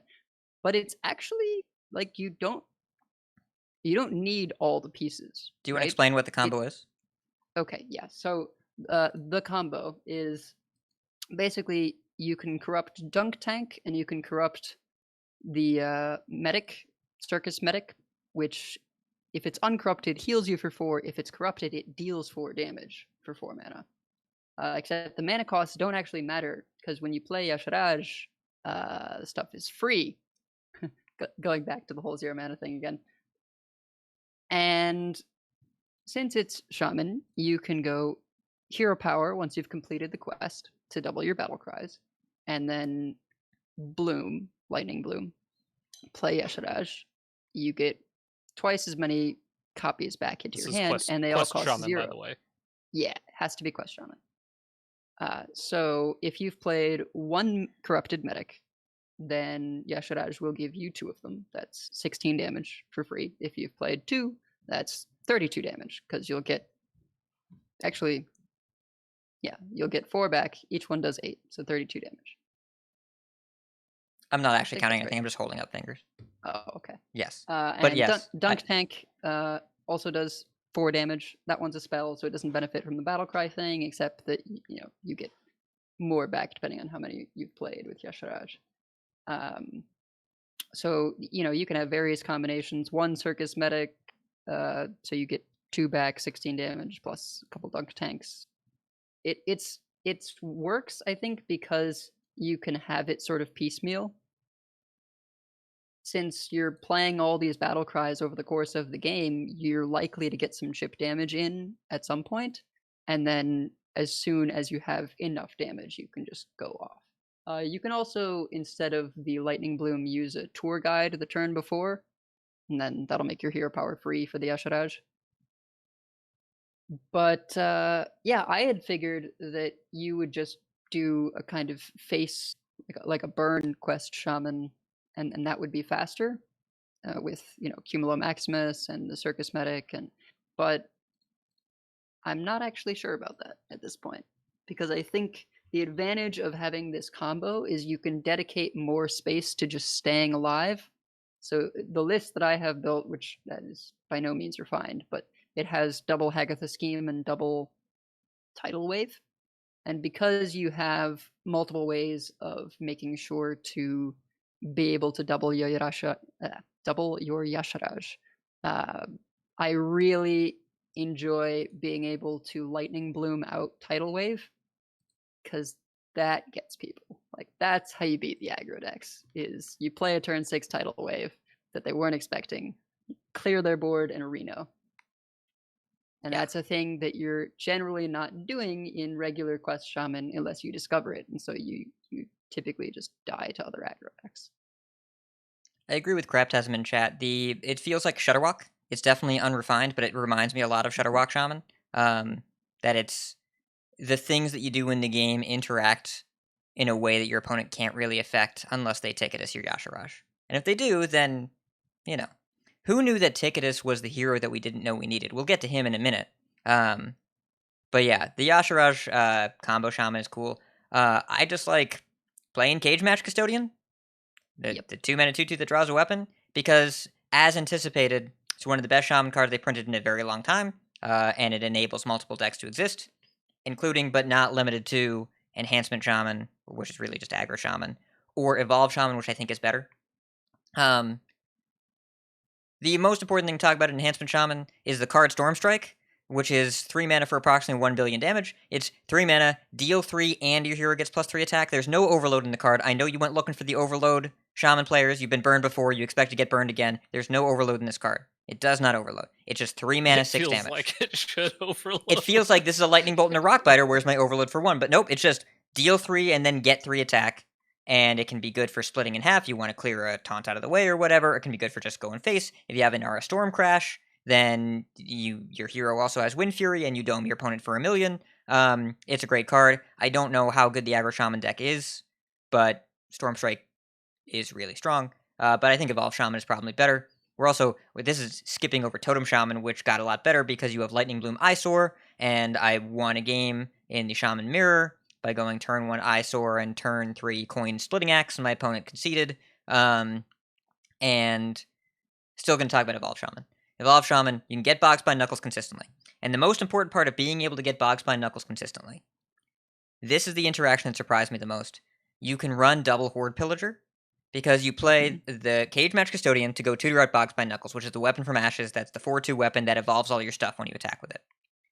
But after you lose it, after 2 turns, you jam Horde Pillager, and for 4 mana, you get a 5 mana weapon and a free 5-drop, combined with whatever else you're doing that turn. It's goofy. It's really powerful. The board just feels like you infinitely have stuff, just crap, that you just keep evolving for the rest of the game. It's so hard to keep up with.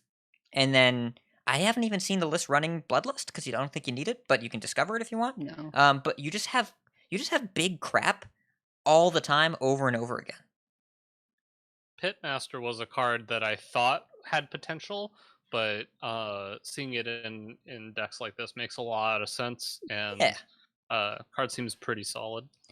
And all the weapon synergy cards that you couldn't really justify playing before, like Dread Corsair, you couldn't justify playing it because you couldn't find Knuckles often enough. But now that you play 4 Knuckles, it's just so easy to hit, and that means weapon synergy pirates make the deck so much better, and you can get away with running Hair and Mogu and Mutate because the deck is consistent enough at doing all the other things.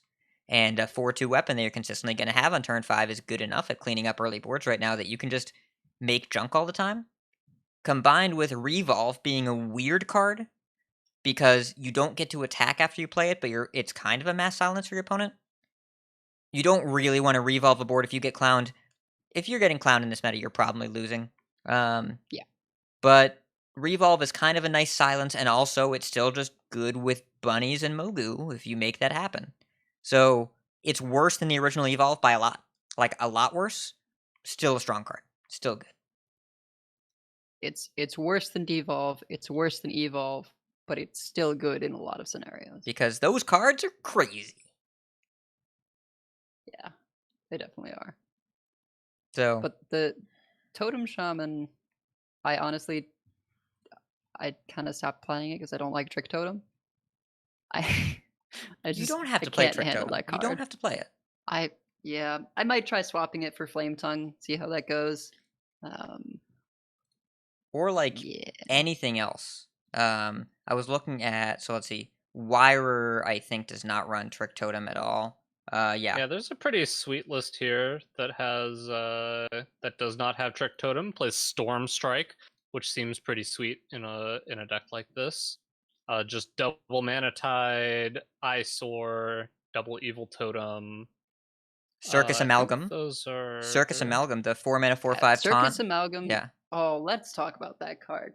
That is just like one of those cards that it's not flashy, but it is the glue that can hold so many things together. Like in Totem Shaman, if you can make copies of that, I mean, it's big enough that it's threatening. It's also defensively quite strong because of the taunt. So if you're able to play that with the +2/+2 copy it, like that's a beefy board. In Warlock, it activates your Crazed Netherwing and is also a taunt if you need it. Like that's a really fun thing. It both, like, anything where you have multiple activations you want to get based on tribe. It's just super sweet. So in the Warlock, you can luck into drawing it and another demon with free admission, and it'll get the reduction, but like as a demon. But then it also activates your dragon stuff, the breath and the Crazed Netherwing. So that's like super fun. And then in Warrior, I know this isn't like a thing that people are doing except for me, but it has taunt, so it goes in my taunt warrior deck. It has all the different tribes, so it can come back from N'Zoth. I'm guessing once people figure out N'Zoth decks, if that happens, Nightmare Amalgam or not Nightmare, Circus Amalgam is just going to be in a bunch of them.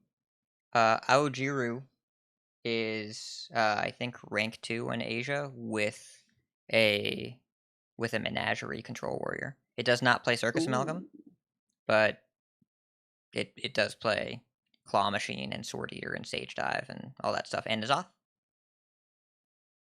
Cool. Yeah. But I agree that I hadn't thought about the dragon thing, the demon dragon thing, but that's actually pretty relevant. I think that's actually pretty important.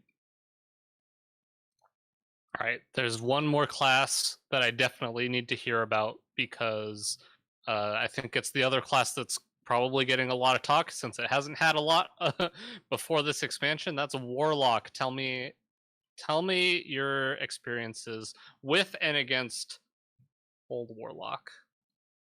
It's been a struggle, a little bit. And probably because I've been in my little bubble, not actually paying attention to decks that other people are putting out there. I've just been trying stuff.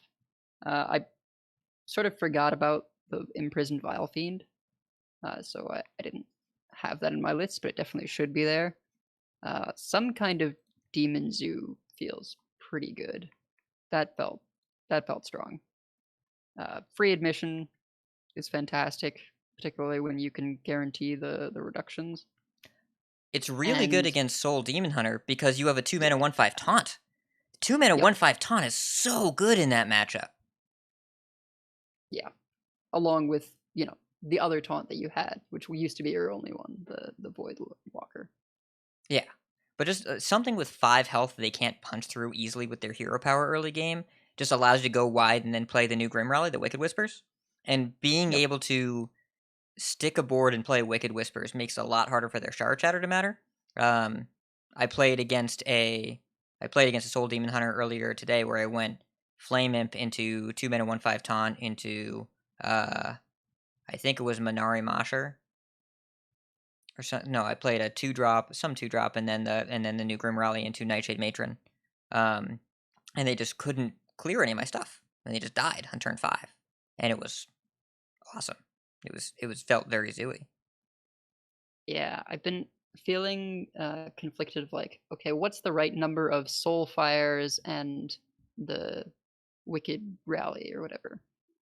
And I don't know, I'm leaning towards maybe we do the rally and not the Soul Fires, because it does feel bad when you've got the 2 discard things in hand, and so you don't get to do both of them.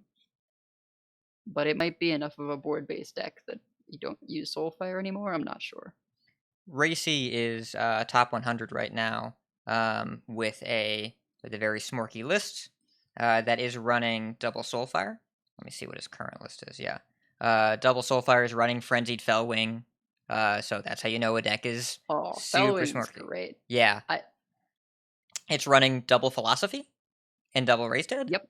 So okay, this is my kind of deck. Yeah, it's Racy's list. I mean, you know Racy.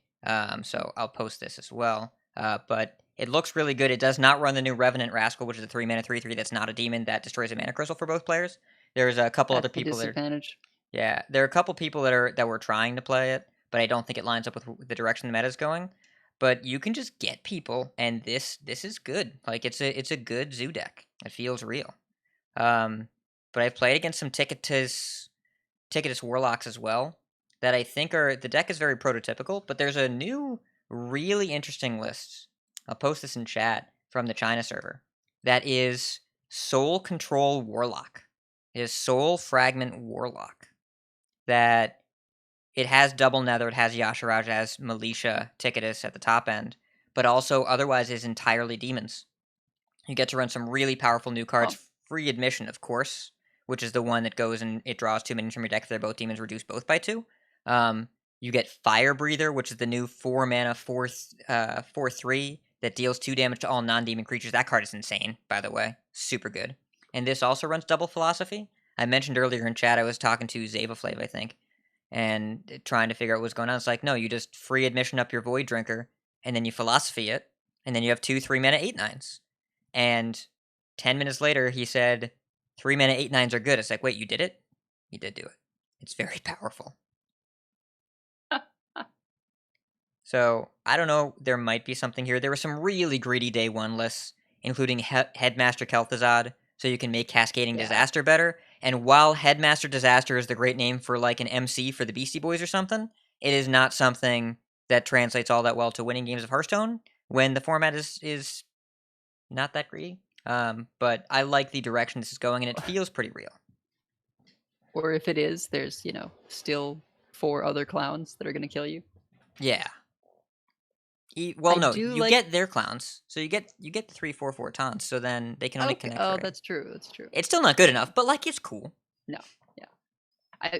It's crazy though that these decks have to run double Twisting Nether because of the clowns. And because you want to corrupt, right? Like you play that because you want to corrupt. This list doesn't even run Strongman.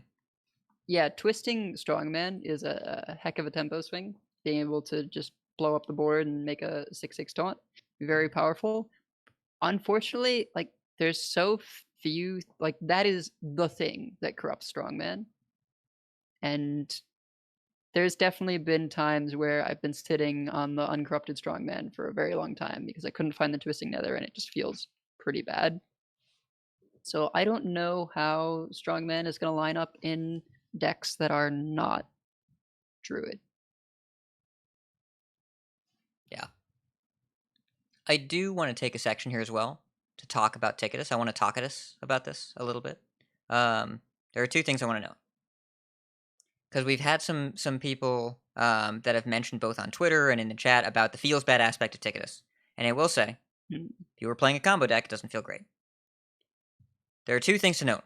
First of all, cards that burn from your deck. If you are not playing Lorekeeper Polkelt, just take a Sharpie and cross out top of your deck and write bottom. And it's the same thing because you didn't know what you were going to draw. Just pretend those cards were on the bottom of your deck. And unless you were going to get to the bottom of your deck, it didn't matter. Now, if it hits Cthulhu pieces, but it's combo pieces, or you did Polkelt and you got destroyed, I'm sorry that I'm happy that this is in the game, but I am because I should have opened differently because it sounds like I just told our listeners to piss off. That's not what I mean. Historically in the game, yes, Botticus, I'm not doing a great job here. Historically in Hearthstone, if you want to beat combo, there is one way to do it. Go face quickly and beat them before they combo. That is what disruptions look like in Hearthstone. When you want to beat Quest Rogue, just hit him in the face. That's what you do. Ticketus is a card that allows a mid-range deck to beat a combo deck, and that's good for the game. Now, the feeling of how it feels, like that Hearthstone players don't really love having their cards milled. It's something that is not common in the game. It's not a neutral. It's Warlock only. It's slow. It's big. And it can feel kind of crappy to not get to play your cards. But also think about all the people that feel crappy, like Botticus did at the beginning of the episode, of just dying to OTK, Soul Demon Hunter, and uninstalling Hearthstone and quitting the podcast. He didn't do those things, by the way. Yeah, what? It's- Where are you going with that one? I'm exaggerating. Botticus staying on the podcast. He's not quitting.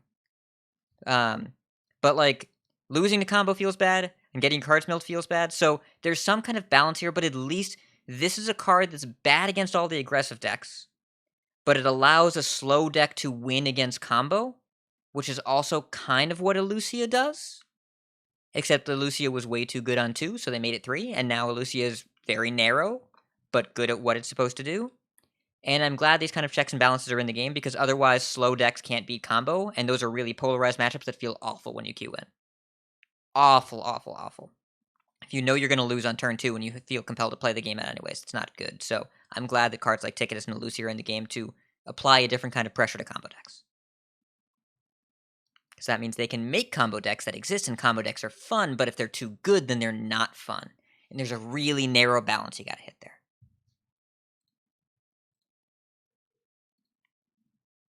I agree. Yay! And there's also one card that we skipped over when we were talking about Stealth Rogue that I really want to talk about, that actually also showed up in Ray C's list, that I think is a really cool card that I thought might be really good. But I just think is kind of a cool card. It doesn't feel like overpowered like some of its previous cards that got nerfed. But Wriggling Horror is just like a mini. Mini-Mancer. I forgot the name of the card. Mini Mushroom. Mini Mushroom power. Yeah, mini Fungal Mancer. Wait, And it's Fungal Mancer it's didn't get good. nerfed. Oh, Giggling Inventor got nerfed. yeah, different 5-mana card. Very. Anyway, Yes. Fungal Mancer so was yeah, fun. it's just but like a cool little mini Fungal Mancer that's pretty good, and it looked good, and I'm glad it's seeing play because it seems like it is pretty good. I don't have a whole lot out of that. I just like that card. Big same. Yeah. Good card. It's a direwolf that doesn't suck. Hooray. Poor direwolf. Hey, direwolf used to be pretty solid. Yeah, when I used to Unleash get my cost 2. direwolfing in. Hey, I played direwolf in Broken Zoo Warlock. Oh, that's right. That was really good with Nerubian Eggs and Haunted Creepers. That's right. Yeah. And Yep. Imp Gang Boss. If you put Imp Gang Boss on the left. If you put Imp Gang Boss on the right, it was terrible. Can't do that. I'm really glad positioning matters a man. lot less than it used to, by the way. That was so much mental Really? energy. Yeah. Oh, I feel like it's kind of a shame. I felt like that I mean, was like also- one of the fundamental Hearthstone skills was positioning. Yeah, And I it like was when very unique. positioning matters too. It matters a little bit now. Just not a crazy amount. Like It matters yeah. like in response to what your opponent is doing more often than with what you're doing. Yes. I mean, there are cards that make it matter too, like that Combustion or whatever in Mage. And Lake Thresher. It matters, and there's that combo Lifesteal card. The new Oh, yeah, the new Fellscream Lifesteal Blast. card Yeah. for Demon Hunter, where it can matter. Like there are still Reaper Scythe. Can Reaper Scythe, the warrior weapon. Reaper Yeah. Scythe. You still like- can have like All the stuff you're saying is all your opponent could do a thing, and so you want to position around your opponent, and that's interesting and cool. Zoo is like one of the few things where it was okay to be able to do my thing. I need to position correctly, to maximize Direwolf, or when Flame Tongue Totem was being played, right? You wanted to make Aw. sure you position correctly for Flame Tongue Totem and Shaman. And And I Defender of thought that Argus. was a cool thing. Defender of Argus, yeah. There's a shout. Positioning kind of matters a bit in Totem Shaman a bit, right? There are cards where it kind of matters, but I think that's more just the way the Shaman hero power works. Yeah. Just Yeah. because giving you the totem, but yeah, it definitely doesn't matter the way it used to. Why don't we take a second and talk about some cards that have stood out to us that maybe surprised us either being better or worse than we thought? Because this is a good opportunity to do so with the segue into Minimancer. Hmm. I'll start. I was wrong about Foxy Fred. I was incorrect Yeah, about that card. I was gonna say. Yeah. I was wrong about. Well, I guess we were all kind of wrong about the 4-1, the Demon Hunter 4-1. Stilt Stepper. Oh my goodness. Stilt Stepper. I was like, it's a 4-1. What? 1 health isn't a thing. Yeah. It's That's, actually a build around. Like it's actually Mhm. it's super duper good as a build around. I didn't understand it until I had the feeling of hitting off of it, and oh my goodness gracious.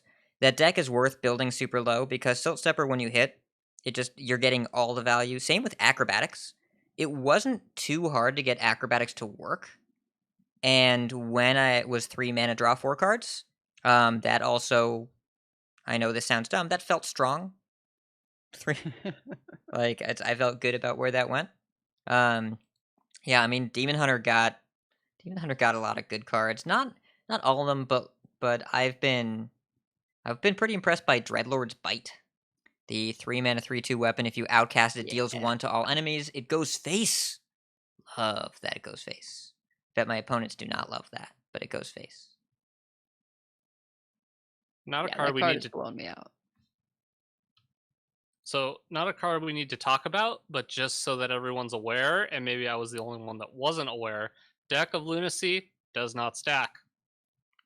I mean, Just we had so you guesses. know. Yeah, we had guesses because the cost Why stays the same. it should stack.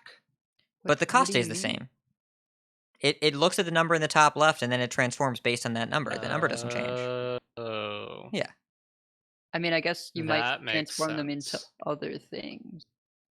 Yeah, I don't know if Okay. it rerolls or not, but the number doesn't change, and so that's the only information the Deck of Lunacy has. Yeah. Oh, Well, I you did wanted something for some science. You wanted 2 mana and- 8 mana spells. You wanted 2 mana 8 mana Yeah. spells. Yeah, I did. And I'm sorry, buddy. I got to play Deck of Lunacy on turn 2, and then Deck of Lunacy on turn 4, and then draw 2 cards immediately. And I drew more spells that did not cost a bunch of mana. So I'm glad that it doesn't work like that. But also, I kind of wanted it to work like that just for that game, and then never again. And I still won that game, but it was because of random mage BS that I won. So Deck of Lunacy has been interesting. It's kind of cool that if you reduce the cost of all the spells in your deck, like that affects what they get upgraded to. So in some sense, if you're playing, I forget the name of that card, 2 mana reduce the cost of all the spells in your deck. You kind of want to play that after a Deck of Lunacy so that they become, like, that's how you get them super cheap. But wow, has that been crazy variant, which I know shouldn't be surprising, but somehow I felt like the outcomes would be more consistently better for me. But it kind of felt like some games I would have the crazy blowout, and some games I just had spells that didn't do anything because I had no minions in my deck. And so things that recruit beasts from your deck, or Commencement, which pulls a thing from your deck, or the priest Bloodlust. the priest 8 mana spell that pulls a minion from your deck. It doesn't just give you a 10/10 if you have no minions in your deck. It just doesn't give you anything. So there are some real misses on that. And then there's games where you get a 3 mana of the Demon Hunter spell that does 3 damage to all minions and summons 3/3s when they die, and then you kill your opponent with giving all of those +2/+2 and taunt. That'll happen sometimes too. But I guess it happened once because that sounds very specific. That doesn't sound like an But- organic example. But it felt like I got the bad results more often than the good results. and I don't know if I was just low rolling, but it made me not want to do that as much.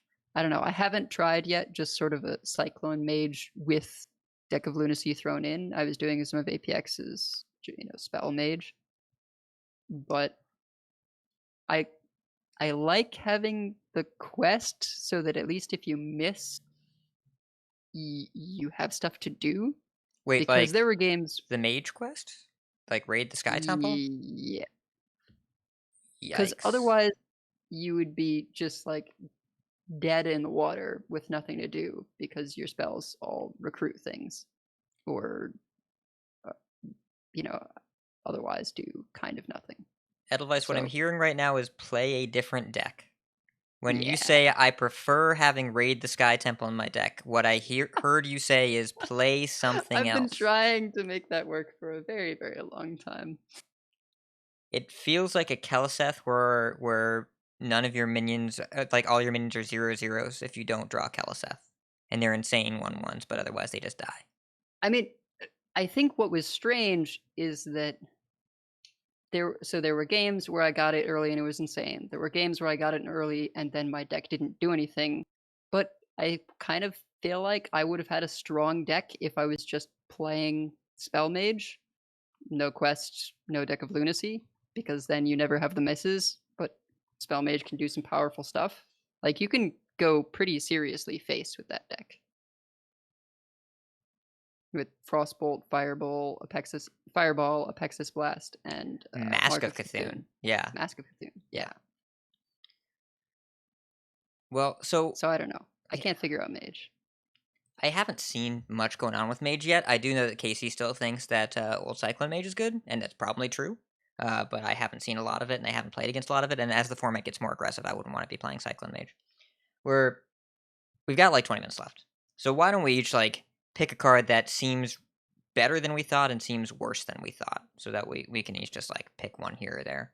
And I'll start with a controversial one. I think Il'gynoth is a little better than I thought.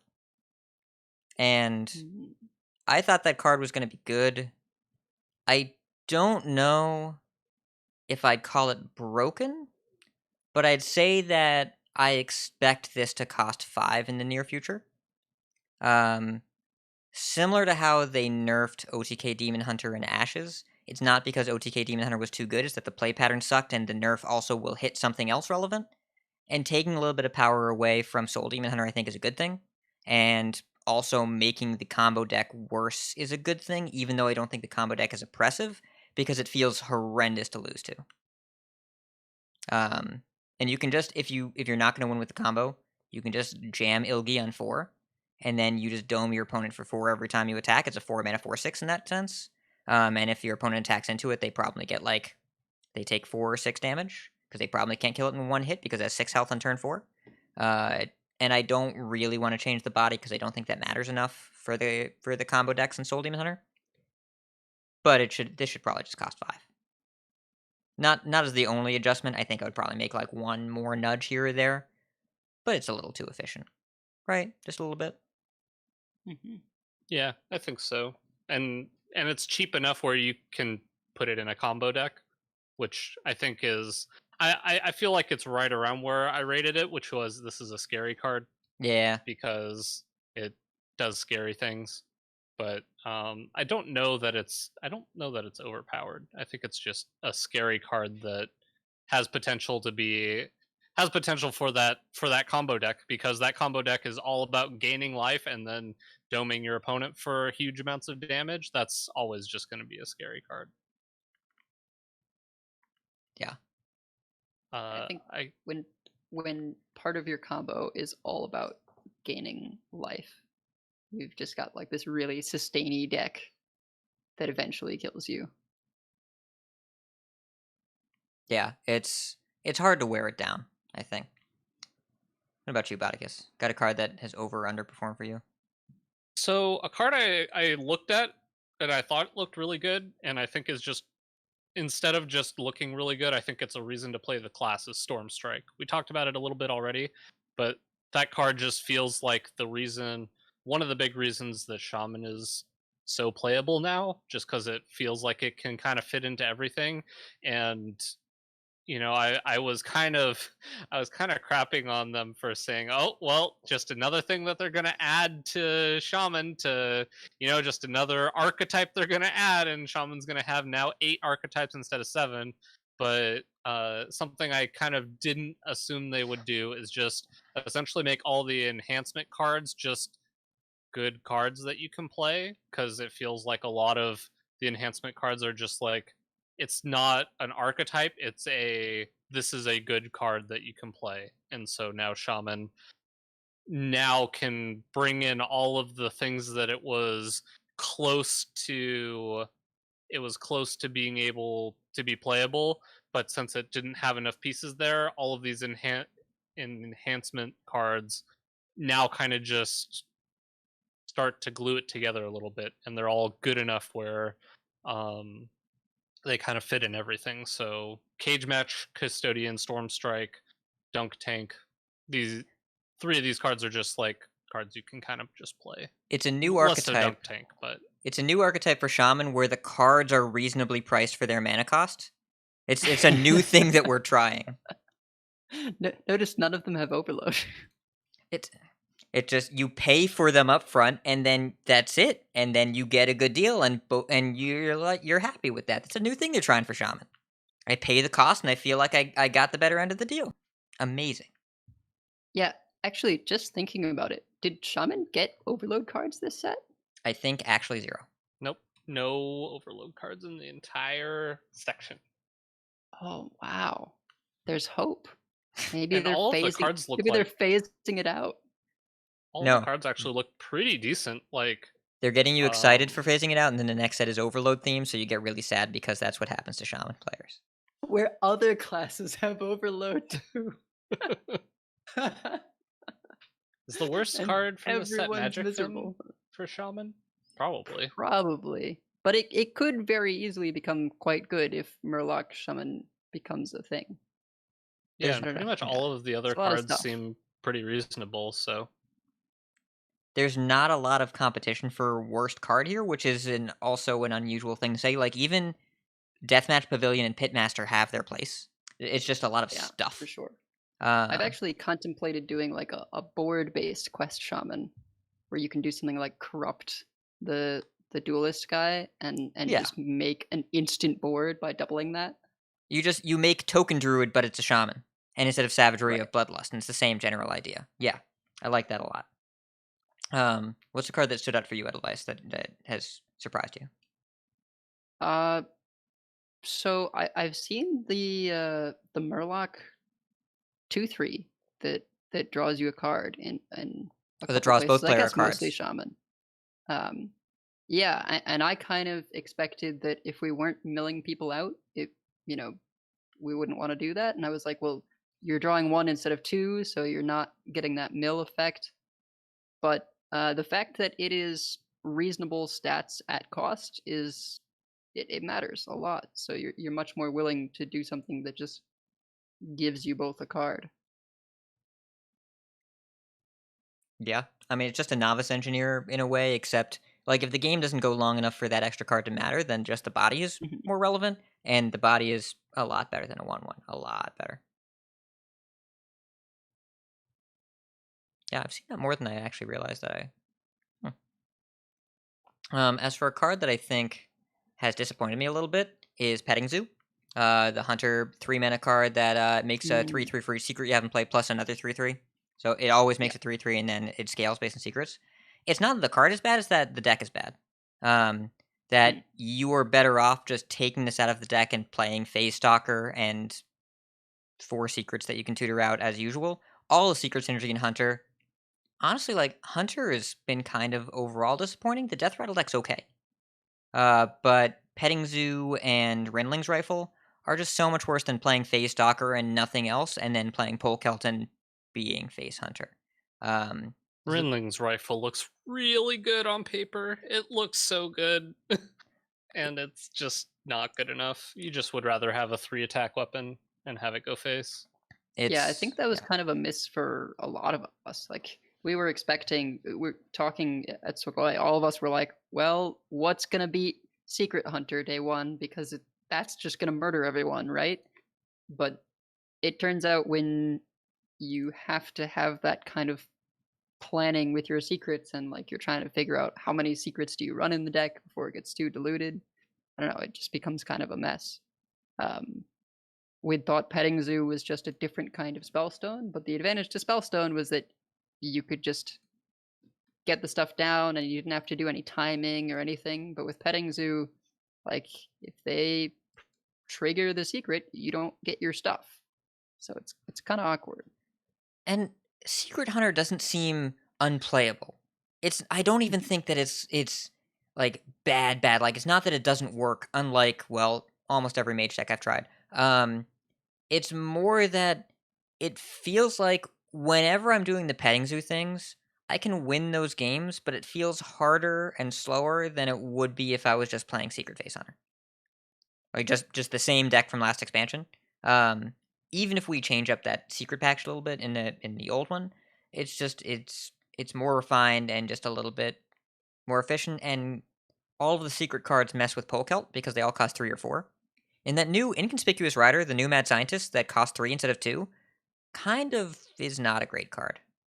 It's kind of a 3-mana 2/2, and that's bad. Maybe in Mage because then at least you're mana paying parity. the same amount that your secret would have cost.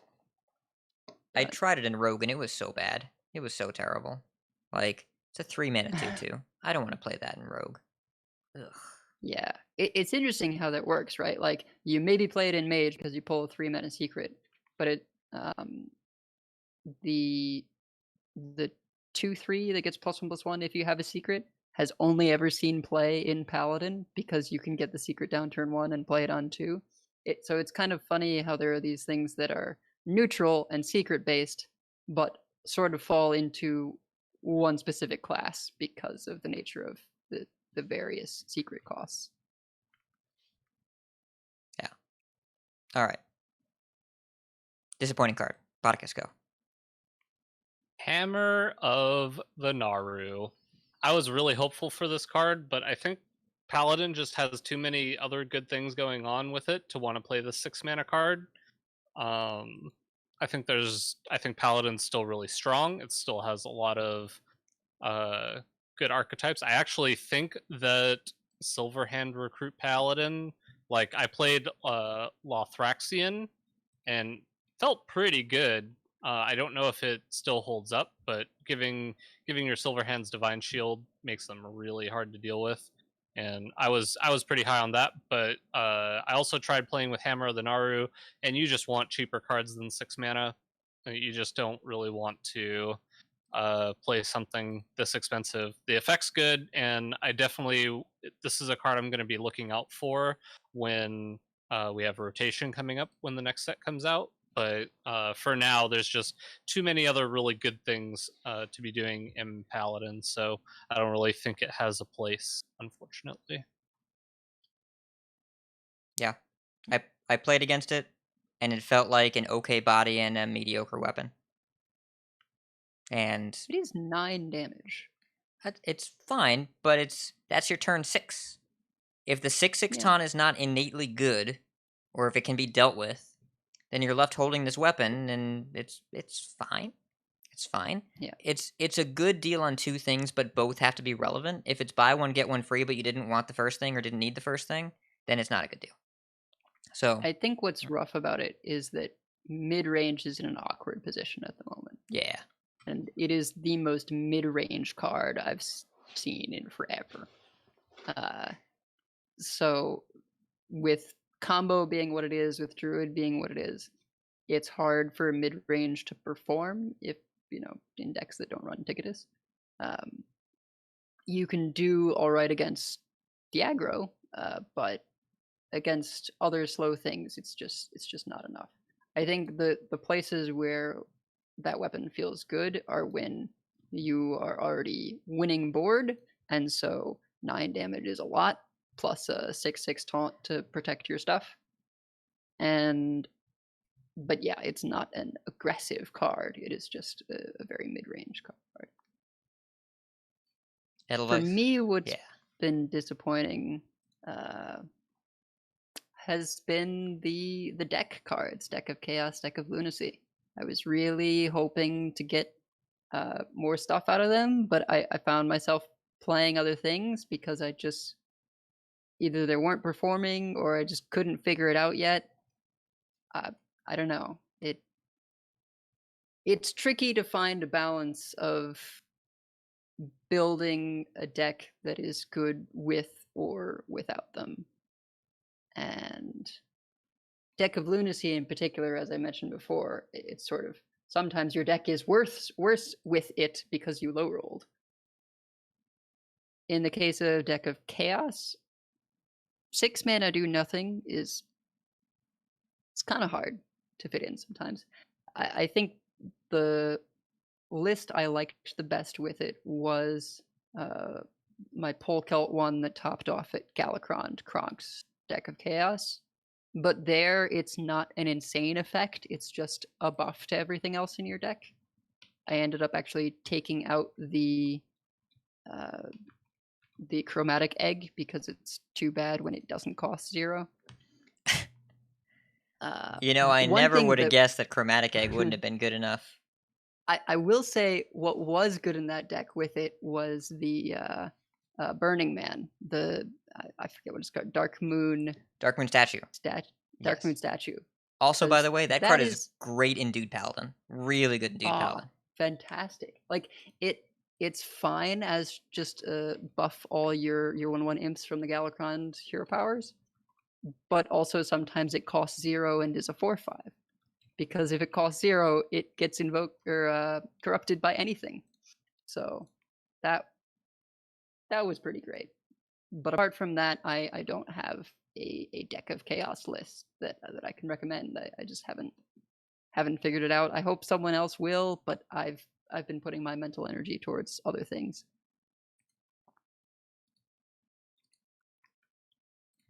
Of course, I asked someone to post a link, and we don't have links allowed in chat. Thank you, PNSP. I found it. Yeah, and I think that'll wind it down. But what I really like about this expansion so far, and y'all can tell me if you agree, we touched on this briefly. This feels like an expansion where the feel after a few days is it is clear how much more work there is to do, as opposed to Scholomance, where every day felt like there was a new crazy best deck. That's not what's happening here. It's that every deck is like the seeds are being planted for some potential down the road. And I kind of like the difference, where Scholomance was huge and exciting and also crazy and exhausting to keep up with. But this is you can see in Madness the Darkmoon Faire that there's something, perhaps on theme, lurking beneath the surface that we haven't found yet. You can tell that, like, the Warlock decks that we talked about, we're not going to be talking about this deck list in a week. It's going to be something else. In a week after that, it'll be something else. Shaman has so much going on. We'll figure out what the best strategy is.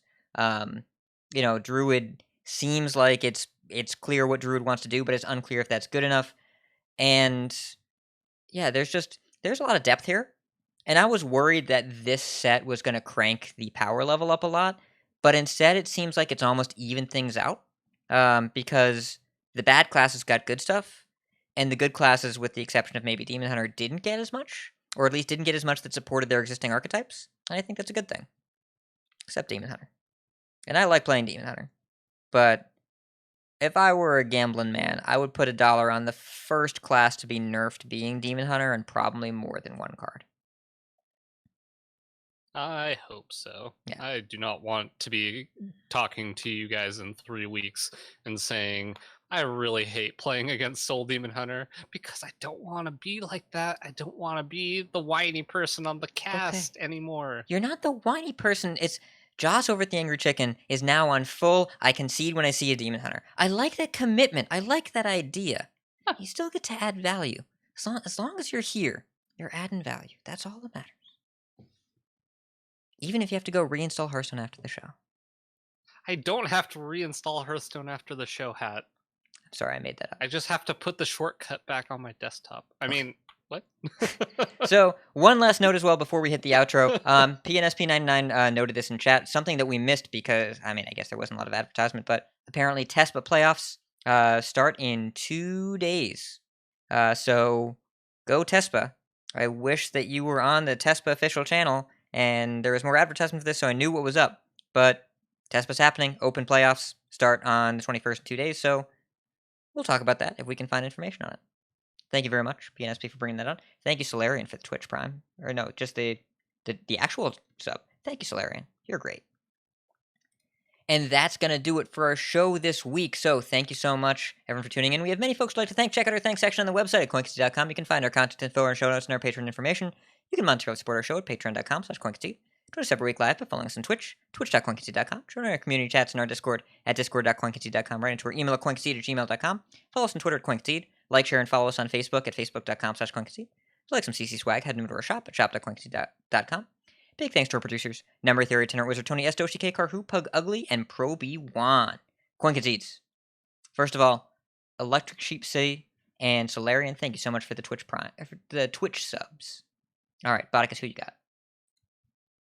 I am going to coin concede to this podcast because I have fun every week, but I had an especially amount of gosh darn it this week.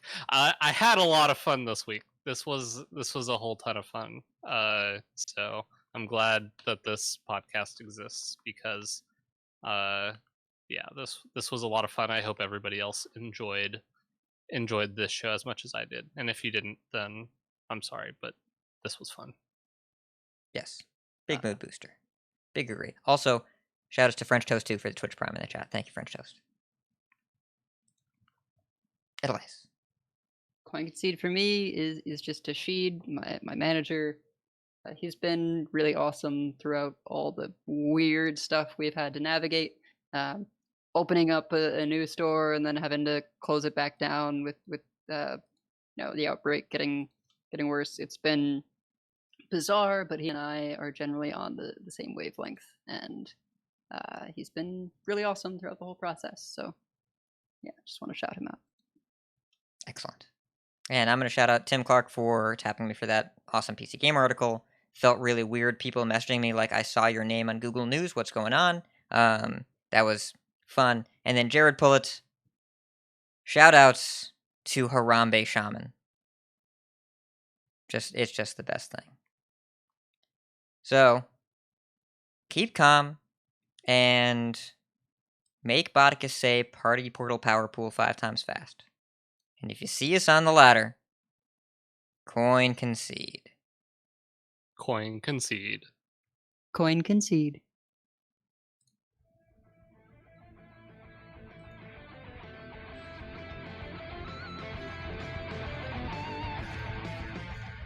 That's the wrong bumper. All right. Thank you so much, everyone, for tuning in. We'll see you next week. Bye.